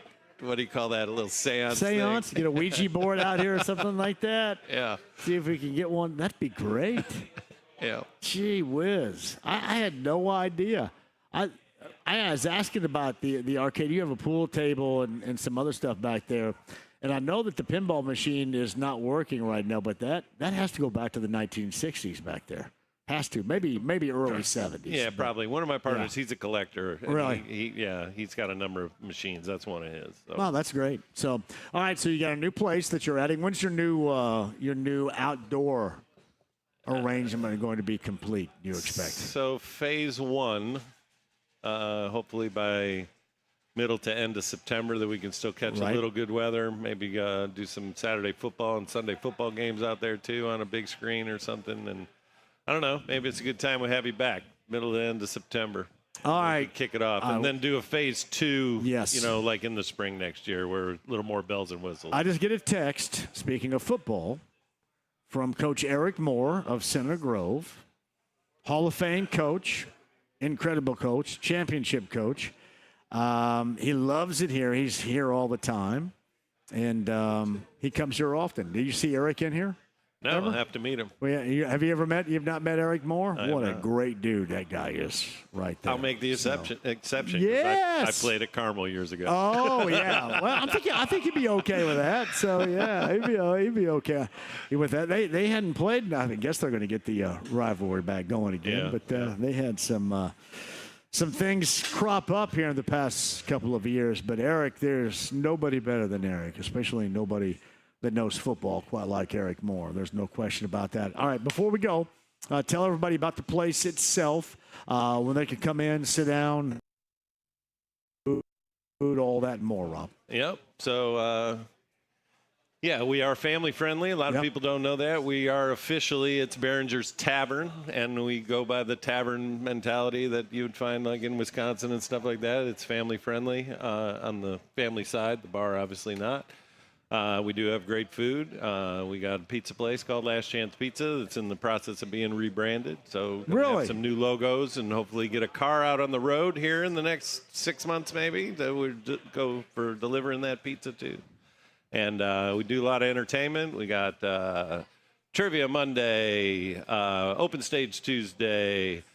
Wednesday is bingo. Thursday you got karaoke. Bingo up in here tonight. I got bingo. Yes. Do you do that? You got the little cage over there. Oh yeah. I love the cage with the balls right there. Yep. That's old school bingo. I'm the caller tonight.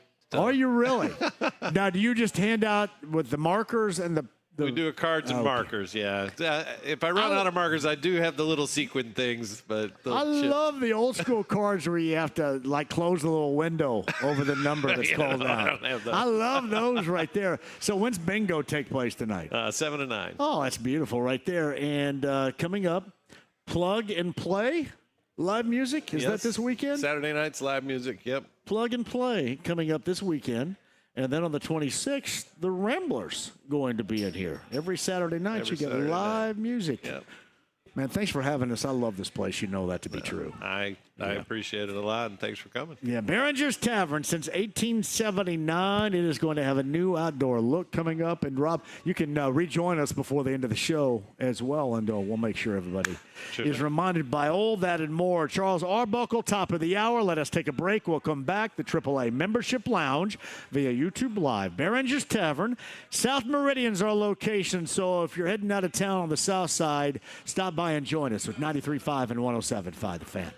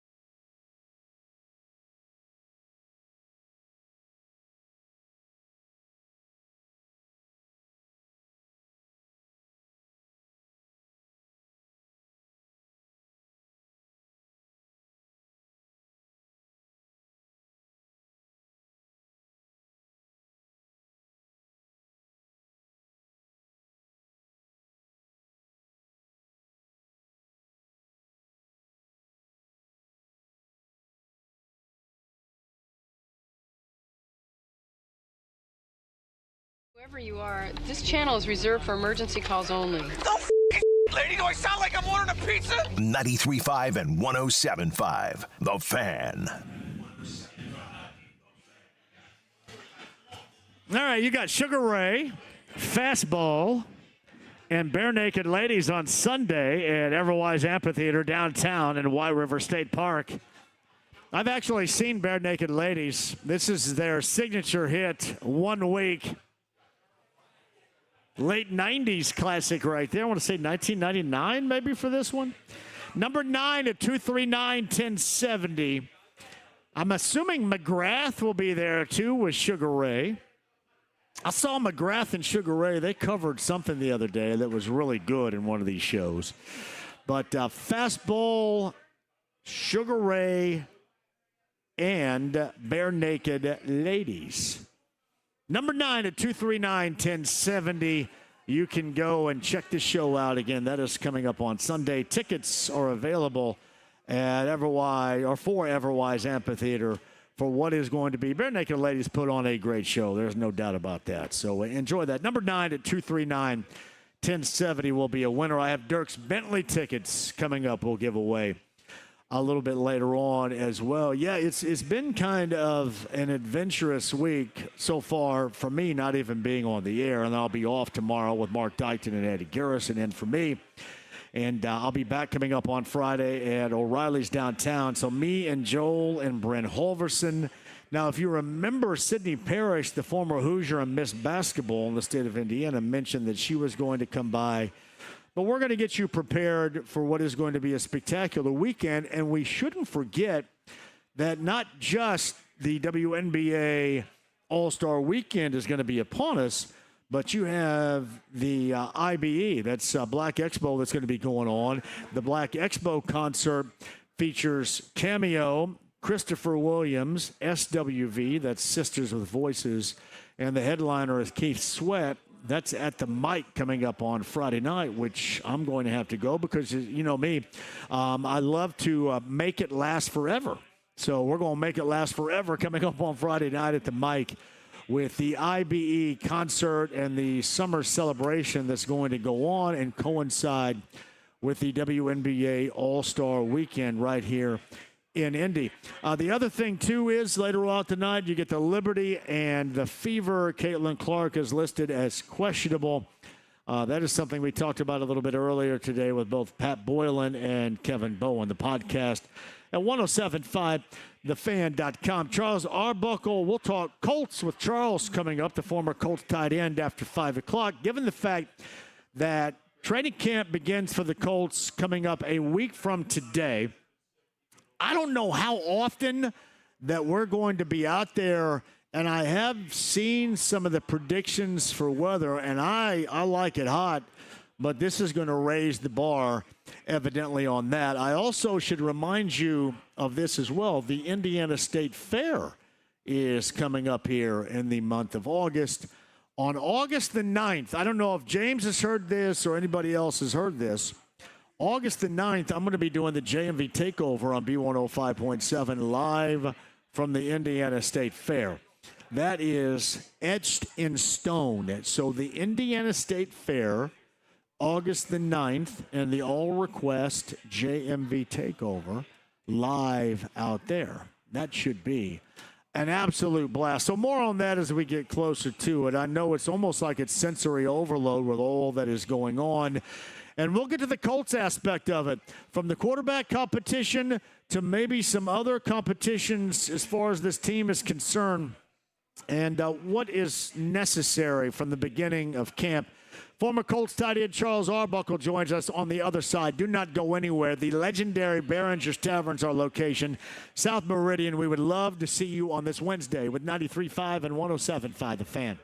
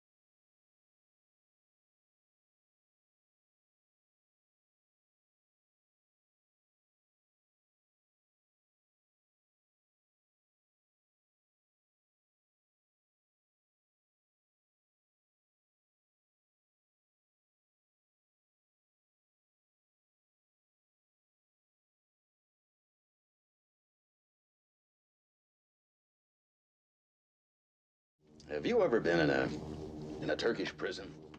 93.5 and 107.5. The Fan. I got to give a shout out. There's Matthew right there, but the lovely Liz is over there. And watching inside the AAA Membership Lounge via YouTube Live is the glorious William Murphy. I love Bill. The finest of advice laid upon me before, most of which, as Liz will tell you, I probably should have taken at the time. But yes, glorious is Bill Murphy inside the AAA Membership Lounge via YouTube Live. We're at Behringers Tavern, and there is Matthew, now from the South Side, formerly of Maine. My friend Doug is here. Bill is here. Great food. Last Chance Pizza. I'm having ice cold beer right now. Thank you very much. Glenn is over there trying to show me stuff with his 97-1 The Ticket in Detroit shirt on, which has, I think, really emphasized to me, we need some gear, don't we? Yeah. You got to have some stinking gear. Get us some damn gear. Where's the shop in Broad Ripple and Carmel? Get us some gear, you son of a guns. Oh, yeah, we'll have tavern tour stuff, I think. Yeah, me? Yeah. Some gear is what we need. Charles Arbuckle in a second. I will say this, and a shout out to my friend, Kyle Cadet of BullseyeEventGroup.com. My daughter Lainey wanted to go see Paul McCartney, which is, I know, she's 15 and wants to go see Paul McCartney. And Kyle and Scott Cadet yesterday. And by the way, Kyle's son Jackson is a member of the Creek Crawlers, which is a phenomenon online over the summer. And I'm sure a lot of you have seen that, Fox 59 and Wish TV channel. Check that. Fox 59 and CBS 4, I think, had a story about that a couple of weeks ago. But Kyle Cadet and Scott Cadet, Kyle, of course, at BullseyeEventGroup.com, they ended up helping me out and securing tickets for Laney during Cinegrove's fall break in October. Laney is going to go see Paul McCartney, Sir Paul McCartney, at whatever the place is called. I think it's named after Casey's General Store, the venue in Des Moines, Iowa. So Des Moines, Iowa. And believe me, there's zero way. I think I was like 105th in the queue to try to get tickets when they went on sale yesterday. And a shout out to Kyle and Scott Cadet for the little helper right there, so I can get Laney up to see Sir Paul McCartney in October at the Casey's General Store Arena in Des Moines, Iowa for Paul McCartney, which is pretty awesome. AAA Membership Lounge via YouTube Live is where you can check this thing out. Dirks Bentley tickets for Ruoff coming up here a little bit later on. Off tomorrow, back on Friday, O'Reilly's downtown as we celebrate the WNBA All-Star Weekend festivities and IBE Summer Celebration also coming up on Friday. Cannot wait for that. Meantime, on the Andy Moore Automotive Group hotline, he is a former Colts tight end. He's been doing so much college football and more. Whether it's ESPN or Sirius XM, you know him because we love having him on the show. Charles Arbuckle joins us now. Hello, Charles. How are you? Good, JMV. How you doing, man? Great to have you back. Now, would you like to start collegiately speaking, or do you want to start with the Colts? We're a week away from the start of Colts camp. We can get to either one at the beginning, but where would you like to start? Let's look college football. We'll start off with the young guys and move over to the other one. All right, I want to start right here. Those that complain or have complaints about Curt Cignetti and his pre-Big Ten schedule.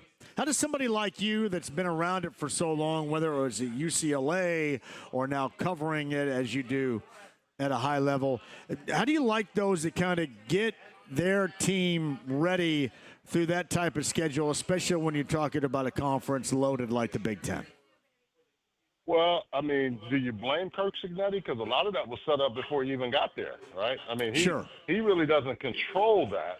Now, is he going to make it tougher as he's there? I don't know. No, he's not. But here's I what think I'll obviously say. they kind of watered it down a little bit with him there. So, but no, Yeah. but explain why would you take that tack, for example, if you're IU, considering the type of season you came off of? I think because they haven't done it consistently. So for them, this is still a proving ground that they can get through the earlier part of the season and then play well. Now, if you have another strong season, which I don't think people are expecting them to be as good as they were last year, but just say they do, say they happen to run the table, then people will say, look, you better play some tougher competition, or they're going to have to be in a position where they wouldn't finish or maybe right on the cusp, depending on how many we'll have, because right now we still have 12. Supposedly we're supposed to be the 16, right, at some point. So it's going to be interesting to see what that turns out to be from that standpoint and how that's going to impact him and how that's going to impact not only his program, but all the programs across the Big Ten and even in the SEC. All right, so we'll stay with IU here and Kurt Signetti. Do you think that they can successfully play off, that type of season they had, and maybe not, going to a playoff as they did, but having another high-level season in year number 2 of Signetti and Bloomington? I don't think anybody's going to be surprised by them this year. So it's going to be a lot tougher when people are expecting you to come after them as opposed to what happened last year. And I think, just from what's interesting, I've heard a lot of talk about this. There was some upset people because Indiana cancels Virginia football series and schedules another, even though that was for this year or was it next year? I can't remember. I remember reading it. Yeah, it's next year. But yeah. It was next year. So those are the precursors to tell you that, look, we got to still be good, but then what are we going to do as we're getting better and better? But here's what I think about that program. He brought a bunch of guys with him from JMU. They lost a lot of guys. So to me, what's going to be hard is figuring out how many people can come back and play and be talented for you, right? How many guys can do the things that you need? And that's going to be one of the things that I look at right away especially when you think about the quarterback position. After Rourke had such a great season, played so well for him, who's going to be the starter? It looks like I want to ask you this question. Fernando Mendoza is who they brought in from Cal, and I was going to ask you this. From what you're aware of, there are a lot of high expectations on him, especially coming off the season that Curtis Rourke got drafted by the 49ers. I mean, that was a high-level guy. Is Mendoza at that level? Can he raise the bar, which I think is a lot of the expectation of Bloomington offensively? Well, think about him, though, last year. He was 68.7% passing completion, over 3,000 yards, 16 touchdowns. He protected the football with 6 interceptions. He was one of the guys that I think surprised a lot of people in the ACC. And so I think with Mike Shanahan on that offensive coordinator and just, making this guy that's an Ohio native, I think, the starter, that could be a really good thing for him because he's gonna have to play well, considering what they had on the back end with Rourke. And so I always look at the quarterback position to say, how well can that guy come in and make plays for him? Can he do the things that you need him to do? He clearly did it in the ACC. I don't think he's going to drop off. And also with the Shanahan calling plays, you're always in position to set up that guy for the best possible success. Now, what does that mean in wins and losses? I don't know. Yeah. Charles Arbuckle's on the Andy Moore Automotive Group hotline, and Curtis Rourke will forever go down in history with, playing through injury the entirety of the time, too, and playing at that high level and carrying an offense, with a new head coach and, is going through a situation that clearly winning-wise they'd never gone through. And, in doing that while injured is being something that I think badasses will be described as for years in Bloomington with that football program. Yeah. Well, and think about this, especially when you've not had a whole lot of success, and then you got a guy that comes in and does that for you. But I think we got to talk about Mendoza, but we also need to talk about the offensive line. Will the offensive line protect them? Running back Roman Hemby is a guy that they're expecting to start. They have some guys on the outside that can make plays for him, But I look straight at the offensive line to say, how is that going to be? How are they going to play for you? And what are they going to do from a standpoint of giving you, they look like they've got some pretty established starters. Now, if you have any guys that have any backups that come in, because whenever I think of offensive line, 5 of those guys have 9 career starts on that front, the starting part. But then I look at who's coming behind them. And that's going to be important because you always have injuries on that offensive line. And if you have 9 or 10 guys that can play really well for you, then you got a chance. So Charles Arbuckle, he is a former Colts tight end. He's kind enough to join us on the Andy Moore Automotive Group hotline. So former UNLV coach Barry Odom is going to be now in year number 1 at Purdue. What are you looking for there? Just any type of secure, significant footing, I guess, is where you start, right? Yeah. In season 1? Yeah. Purdue has just been so bad here the last few years. It's hard to say, but I will say this. Barry Odom did a nice job at UNLV. I know he's going to – the transfer portal will help a guy like that. And how is he going to be able to build that team? And he's a defensive-minded coach, but at UNLV he had a really explosive offense. So I'm interested to see right away how he's going to do on the offensive side of the ball as opposed to the defensive side, because I know he's going to have his guys playing. And even if they do it with smoke and mirrors, Barry Odom is a great X and O guy. So it's going to be interesting to see how they are on that defensive side, offensive side of the ball to help assist this team, because they just have not been good. I don't know any other way to put it. So Charles Arbuckle, who's on the Andy Moore Automotive Group hotline. I'd be remiss if I didn't bring up Marcus Freeman in Notre Dame after the season they had. And, obviously Riley Leonard now in the NFL and is going to be a backup to the backup, or we guess. Not going to get much playing time, we guess, with the Colts coming up this season. Who knows? Nobody's going to hold their breath on that, I'm sure. But Notre Dame and their bounce back, and, obviously this is where people expect them to be. Yeah, I think the one thing with Notre Dame is Marcus Freeman has done a really good job recruiting. Clearly the quarterback battle is going to be everything that people look at. Their defense really showed some things in that playoff run for them. And I think the one other thing, too, is, Notre Dame has historically and even last year been really strong running the football. Can they continue that? Because you're going to need that with Riley Leonard now gone. And I'm curious to see how they're going to do on that side of the ball. I think the big thing is, how do you make sure that you keep your team at a high level? And they've recruited well. So I think Marcus is in a position where he clearly knows he's got a chance to open up. They open up with Miami, which is going to be a test for him, right? But I wouldn't sleep on Notre Dame this year. I don't know what that looks like in wins and losses, but I like what he's doing there, and I like how he's building that program. It's Charles Arbuckle on the Andy Moore Automotive Group hotline, the former Colts tight end. So where do you start with this team? And I will say this. I'll frame it up this way, Charles. Yeah. We'll get to the quarterbacks in a second. Where would you start non-quarterback subject or headline with this team going into camp this time next week? And the defensive line.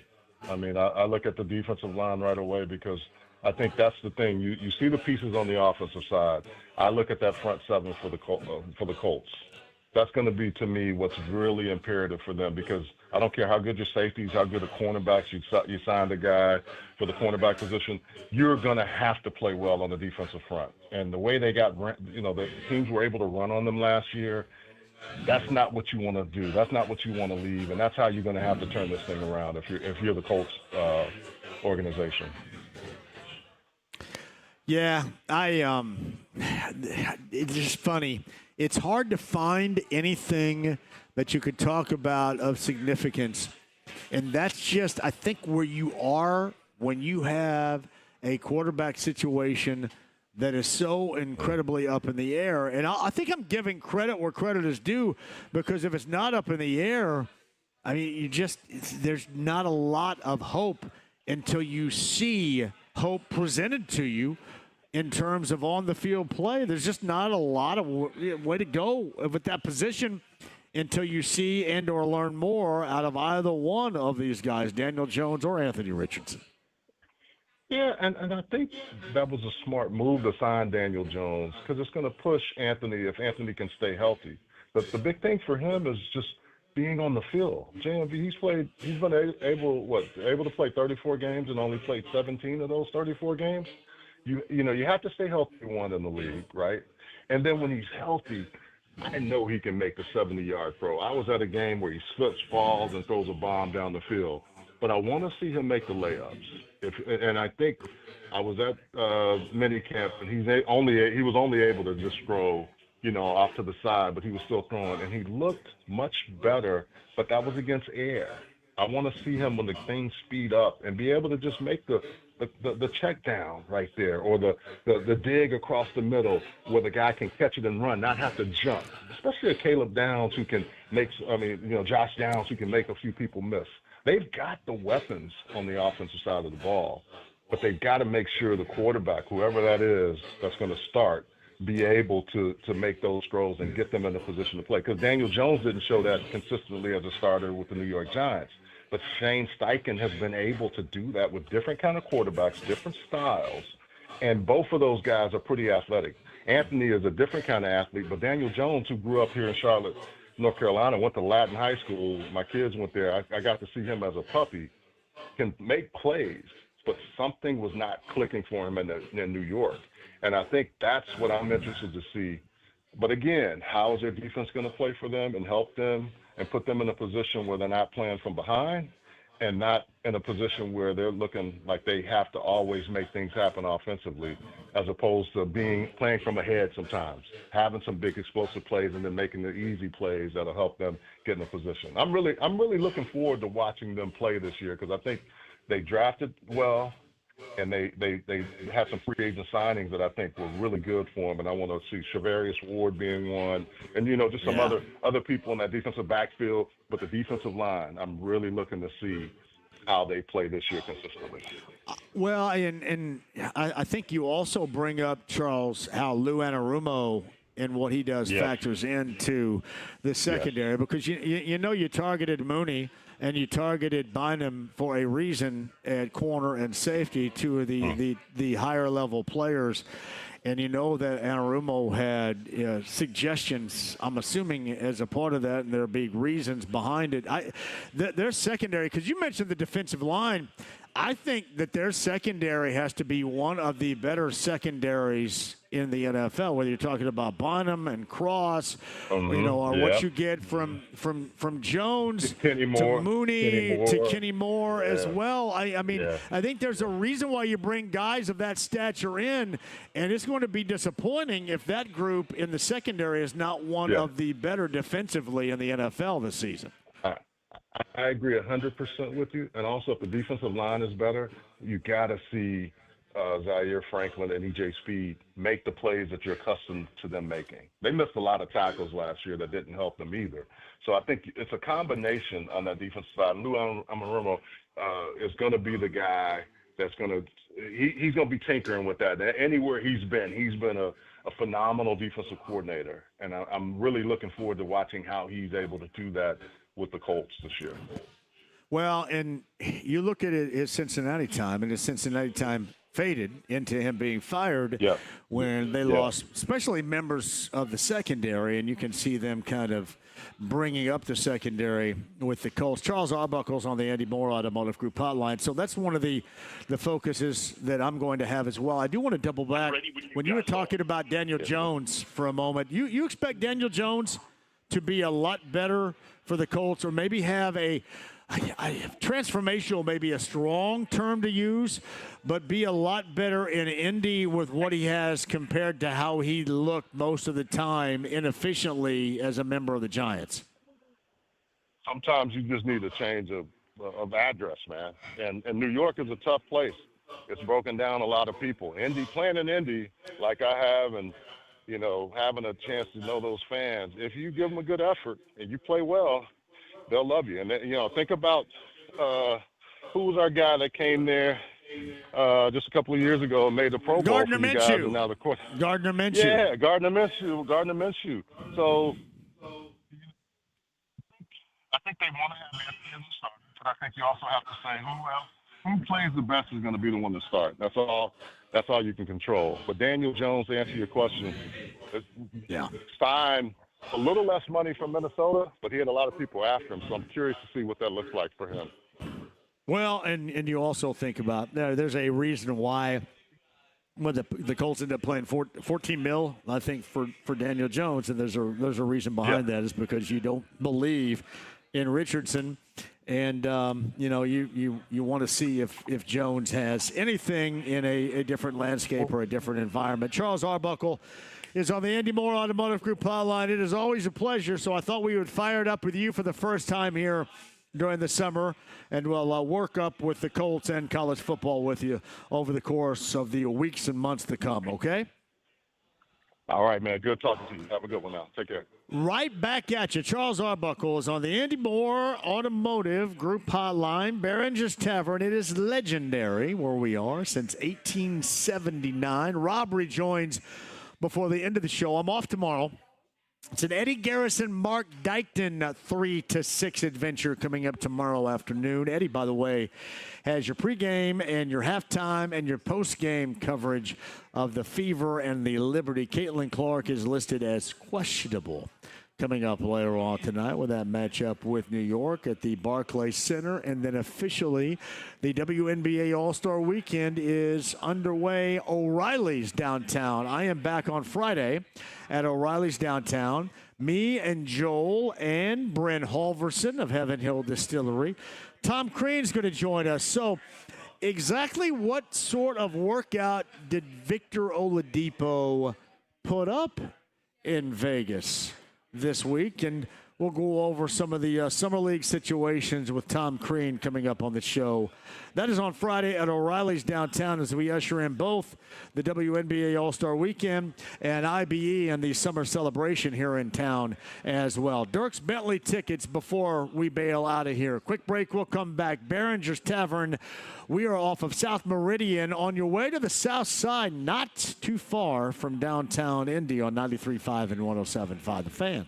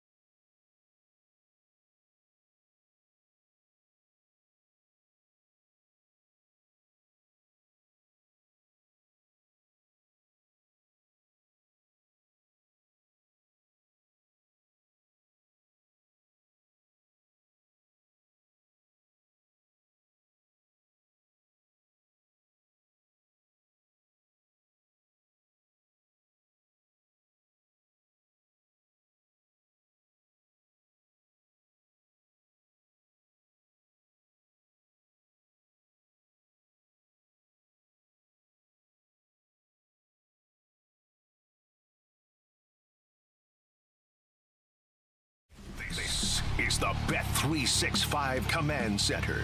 Get your race updates here all month long and make sure to enter for your chance to win $500 by predicting the winner of this year's race on July 27th. Go to 1075thefan.com to enter. Now, here's your 2025 race update brought to you by Bet365. Brickyard 400, that is on Sunday the 27th, so a week from Sunday. Brickyard weekend is next weekend. Joey Logano is going to join us coming up on Monday's show. NASCAR Cup Series Dover International Speedway coming up on Sunday. Yeah, get ready. This weekend's going to be big, and then the Brickyard comes to town. That is next weekend with your update right here on 93.5 and 107.5 The Fan. The Ride with JMV. You get nothing. You lose. Good day, sir. 93.5 and 107.5 The Fan. All right, Dierks Bentley in Indy. Who wants to go? I don't know a damn thing about Dierks Bentley right here. I just know that everybody loves her or loves him. Loves her. Yeah. When is that? The 19th? Is that on Saturday for Dierks Bentley? That is Saturday the 19th. There's not enough going on around here. Wow, James says indeed the 19th on Saturday. I'm sure Dierks Bentley enjoys me referring to him as her. 7:19 on Saturday, number 9 at 239 1070. Is that the James, the song that Dierks Bentley is most synonymous with? Does he have a song called Beers on a Plane or something like that? He has a song called Drunk on a Plane. Drunk on a, which is basically the same. Drunk on a Plane. Number 9 at 239 1070. Love you, Live Nation. Thank you very much. Number 9 is going to go see Dierks Bentley on us on Saturday night at Ruoff Music Center. Remember, if you become a AAA member and all this too, you can get perks up there, including the Premier Lounge. You can have beers in the Premier Lounge prior to Dierks Bentley up there, if you do so. AAA.com. Shout out to Bill Murphy. That's William Murphy, who bought me beers here. Did he buy you guys nachos? Oh, that's great. I can't do the nachos, but I sure as hell do the beers. There's no doubt about that right here. So thank you, Bill. William Murphy. There it is right here. Thank you very much. She seems thrilled with that, which is, I'm very used to that face, let me tell you. I'm very thrilled.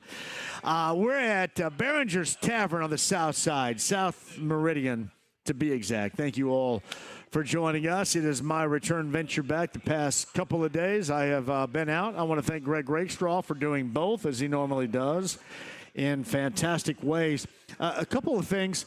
JMV Takeover Saturday night. Without question for you, 6 until midnight. It is a whatever weekend. And I will say this, when we do a whatever show, it is normally the wildest, most obnoxious of the JMV takeovers. So be ready for that coming up on Saturday night. And then the JMV takeovers going on the road. You know, Mystic Waters Campground is coming up on Labor Day weekend. This will be the 3rd annual Labor Day weekend bender with Brent Halverson and Mystic Waters Campground. Rob, come over here in about 10 minutes. We'll be ready to close the show with you, too. We're doing that Labor Day weekend, but we have a show coming up on the 9th of August. So we're going to be live at the Indiana State Fair doing the JMV Takeover on the 9th of August. The JMV Takeover, and a shout out to Dan Pantos, who normally does just such a great job on his own being a DJ here and talking up indie and music and such. He helps us out a great deal. Dan will be in with me, and we'll be doing the JMV Takeover live from the Indiana State Fair on the 9th of August. Caitlin Clark officially ruled out of tonight's game with the Fever and the New York Liberty, a game you can hear right here. Eddie Garrison gets us started later on tonight with the Fever and the Liberty, and no Caitlin Clark. And, you know, I guess you can kind of assume the worst as far as her participation coming up in any of the WNBA All-Star Weekend festivities on the court. We shall see. Meantime, 239-1070 is that number. Let's go to Adam here. For the first time today, we'll do a couple of phones. Hello, Adam. How are you? Hey, John. How you doing on a Wednesday? Hey, how did you run at Eagle Creek on Saturday? I did good. Matter of fact, there was 500 people that showed up, and I got 50th out of 500. Well done. Now, did you hear the shout-out and the songs played for you? Yeah, I did. I remember I called in on Saturday. I was just about ready to shout you out on this show today of playing the songs and giving me a shout-out on the radio on Saturday. I did. I believe I played Run to You by Bryan Adams, and I Ran by A Flock of Seagulls. Yep. And I can't remember. I gave you 3, I think, right there in honor of you running. Yeah, you did. Well done. Adam, what else? Also, I plan on being out at that Mystic Waters event. So online it's listed as the 31st. Is it actually the 30th? Well, whatever it is, I'll be up there.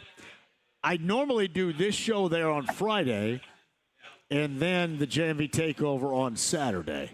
So, yeah, that's kind of how – I'll be up there the entire weekend at a cabin.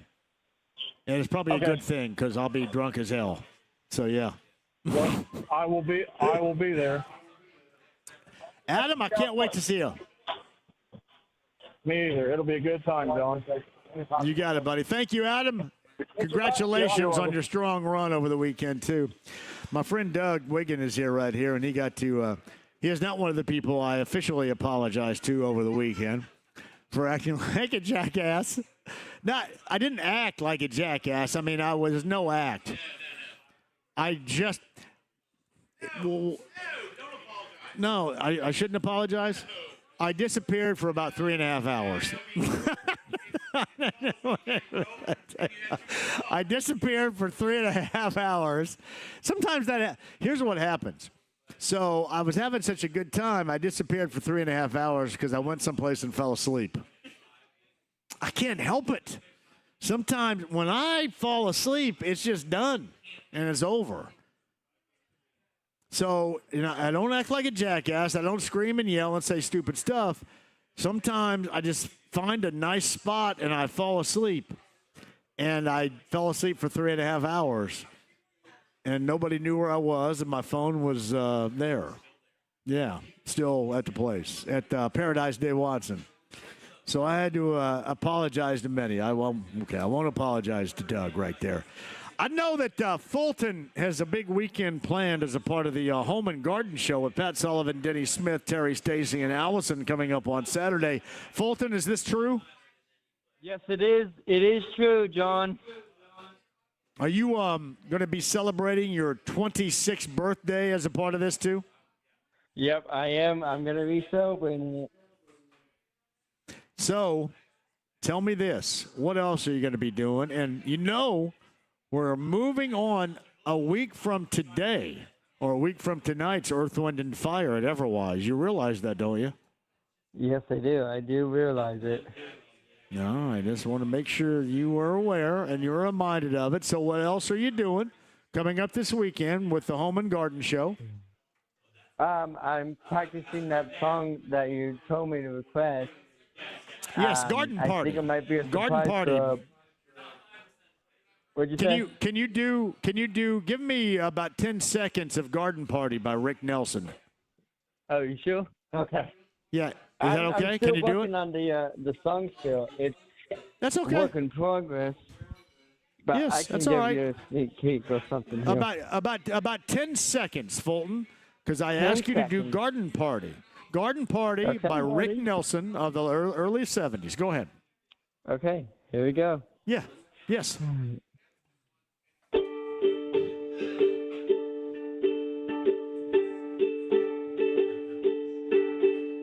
I went to the garden party to reminisce my old friends. a chance to share old memories and play the songs again. When I got to the garden party, they all knew my name, but no one recognized me. I didn't look the same, but it's all right now. I learned my lesson well. You see, you can't please everyone, so you gotta please yourself. Please yourself. All right, Fulton! Fulton! There we go, buddy! That's awesome! I'm so proud of you, buddy. That's it's awesome. It's a surprise gift for Pat Sullivan and Denny Smith, Allison, and Terry Stacy. Buddy, I'm so proud of you. Happy 26th don't birthday. The surprise yet. Well, it's a good thing nobody besides you listens to this show anyway, so it's good. Yeah. Well, that's well, it. Hopefully you can hear You're the only one. on Saturday, so. Oh, man. I am so proud of you. That sounds fantastic, man. Well done, Fulton. Yep. All right. Fulton right there. Saturday. You got it inside the studio, I guess, in the Home and Garden Show on 93 WIBC with Fulton, Pat Sullivan, Denny Smith, Allison, and Terry Stacy coming up on Saturday. And that's Rick Nelson and Fulton on the ukulele with Garden Party. Quick break, we'll come back. Rob the owner for a final time. Behringers Tavern, South Meridian. It is legendary. Speaking of which, you could become legendary. 50 in betting, 50 in dining. Harrah's Hoosier Park Racing and Casino in Anderson. The Wednesday Harrah's Hoosier Park Race of the Day is now.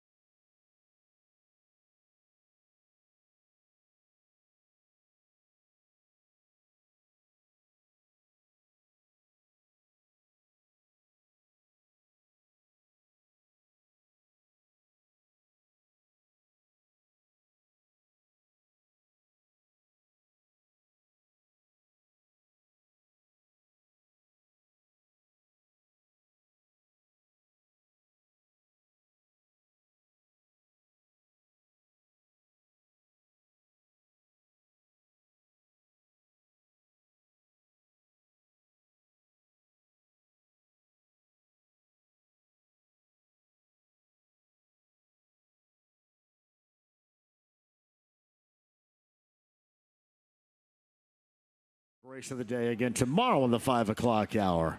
93.5, 107.5 The Fan. Crank that up, James. That's awesome. Well done, Fulton. That made my day with Fulton on his ukulele. He learned Garden Party for his appearance on the Home and Garden Show on Saturday morning on 93 WIBC with Pat, with Denny, with Terry, and Allison. Hey, by the way, James, is Pat going to come out with us on Friday? Do we know that yet? I am not sure, but I will. I'm not sure Rallies? yet, but I will figure that out. Yeah. Make sure you ask him. Hey, Behringers Tavern's our location since 1879. We love this place. We shall be back. But Rob rejoins us right now with a bingo later on tonight and a busy rest of the week, don't you, buddy? Oh, yeah. Oh, yeah. Bingo tonight, karaoke tomorrow night, Singo on Friday night. What's that? Singo? Singo. What is that? So they play a song, and you got to know the song name. That'd be and easy the card, for me. And you better make me go home with that then. You'd kill it. But yeah. And the song name is one of your choices, like a number. On your card. So. Well, that's fun. Yeah. Yeah. And then live music Saturday nights. You mentioned Last Chance Pizza in here as well, which is great pizza. You're about ready to rebrand it as well, but great pizza. What other food do you have, or what do people dig about Behringers Tavern food-wise? So daily specials every day. They change every month. And then got to be the Hoosier probably that we sell the most of. What's the Hoosier entail here, Rob? The Hoosier sandwich. It's a breaded tenderloin. Well, because that you should can only be. get it in Indiana, man. Yes. So is it one of those things? No? No. You don't do the... So we have a literally a 1940s, maybe 1950s cuber. Okay. That you cut a slice of loin off of a pork loin and you run it through the cuber. We do it in the kitchen. That's awesome. Yeah. They've been using that thing here for the Cuber. 50 years. Sounds like Cubert, the video game. That was awful back in the 80s right there. The Cuber. Yep. Then we bred them, and like I said, it's only in Indiana. Have you ever been anywhere else? I've been to a place in Florida where the people are from Indiana, and they make tenderloins, and they're not the same. No. Well, I mean, you got to understand where I come from in southern Indiana, southwestern Indiana, it's tenderloins and it's fish. Or as they say, fish. Yeah, it's fish. Yeah. Fish, right? Like I'm from around Odin, Indiana. The Odin Tavern is famous for its fish. You're from Odin, really? Around Odin, around Crane. My mom still lives in Owensburg, where I'm going tomorrow, matter of fact. I had a good friend in Odin, Mr. William Graber. Graber Millworks. There's a lot of Grabers. Yeah, I'm sure there is. He invited me down, though, and showed me the town. Give the hours, Rob, in closing here. Okay, 11 to midnight, Monday, Tuesday, 11 to 1 on Wednesday, 11 to 2 Thursday, Friday, Saturday. You will bring us back, 11 right? to 12 on Sunday, 7 days a week. You're going to bring us back, right? Yes, probably end of September. Love it. Talk to Mr. Travis about that. You got that right, brother. I got his name in. There you go. You got it. You're going to feel good. Thank you, pal. Appreciate that. Chris, Kev, thank you very much. Everybody, it was great to see you. I love Behringers. You know that. Mark and Eddie tomorrow. I'm back at O'Reilly's downtown with Brent Halverson, Tamika Catchings, hopefully Sidney Parrish, Tom Crean, and more coming up on Friday. No Caitlin Clark tonight. Eddie Garrison will bring you in with Fever pregame coming up a little bit later on. The Fever in Brooklyn versus New York tonight. Have a great evening, everybody. Thank you for stopping at Behringers with 93.5 and 107.5 The Fan.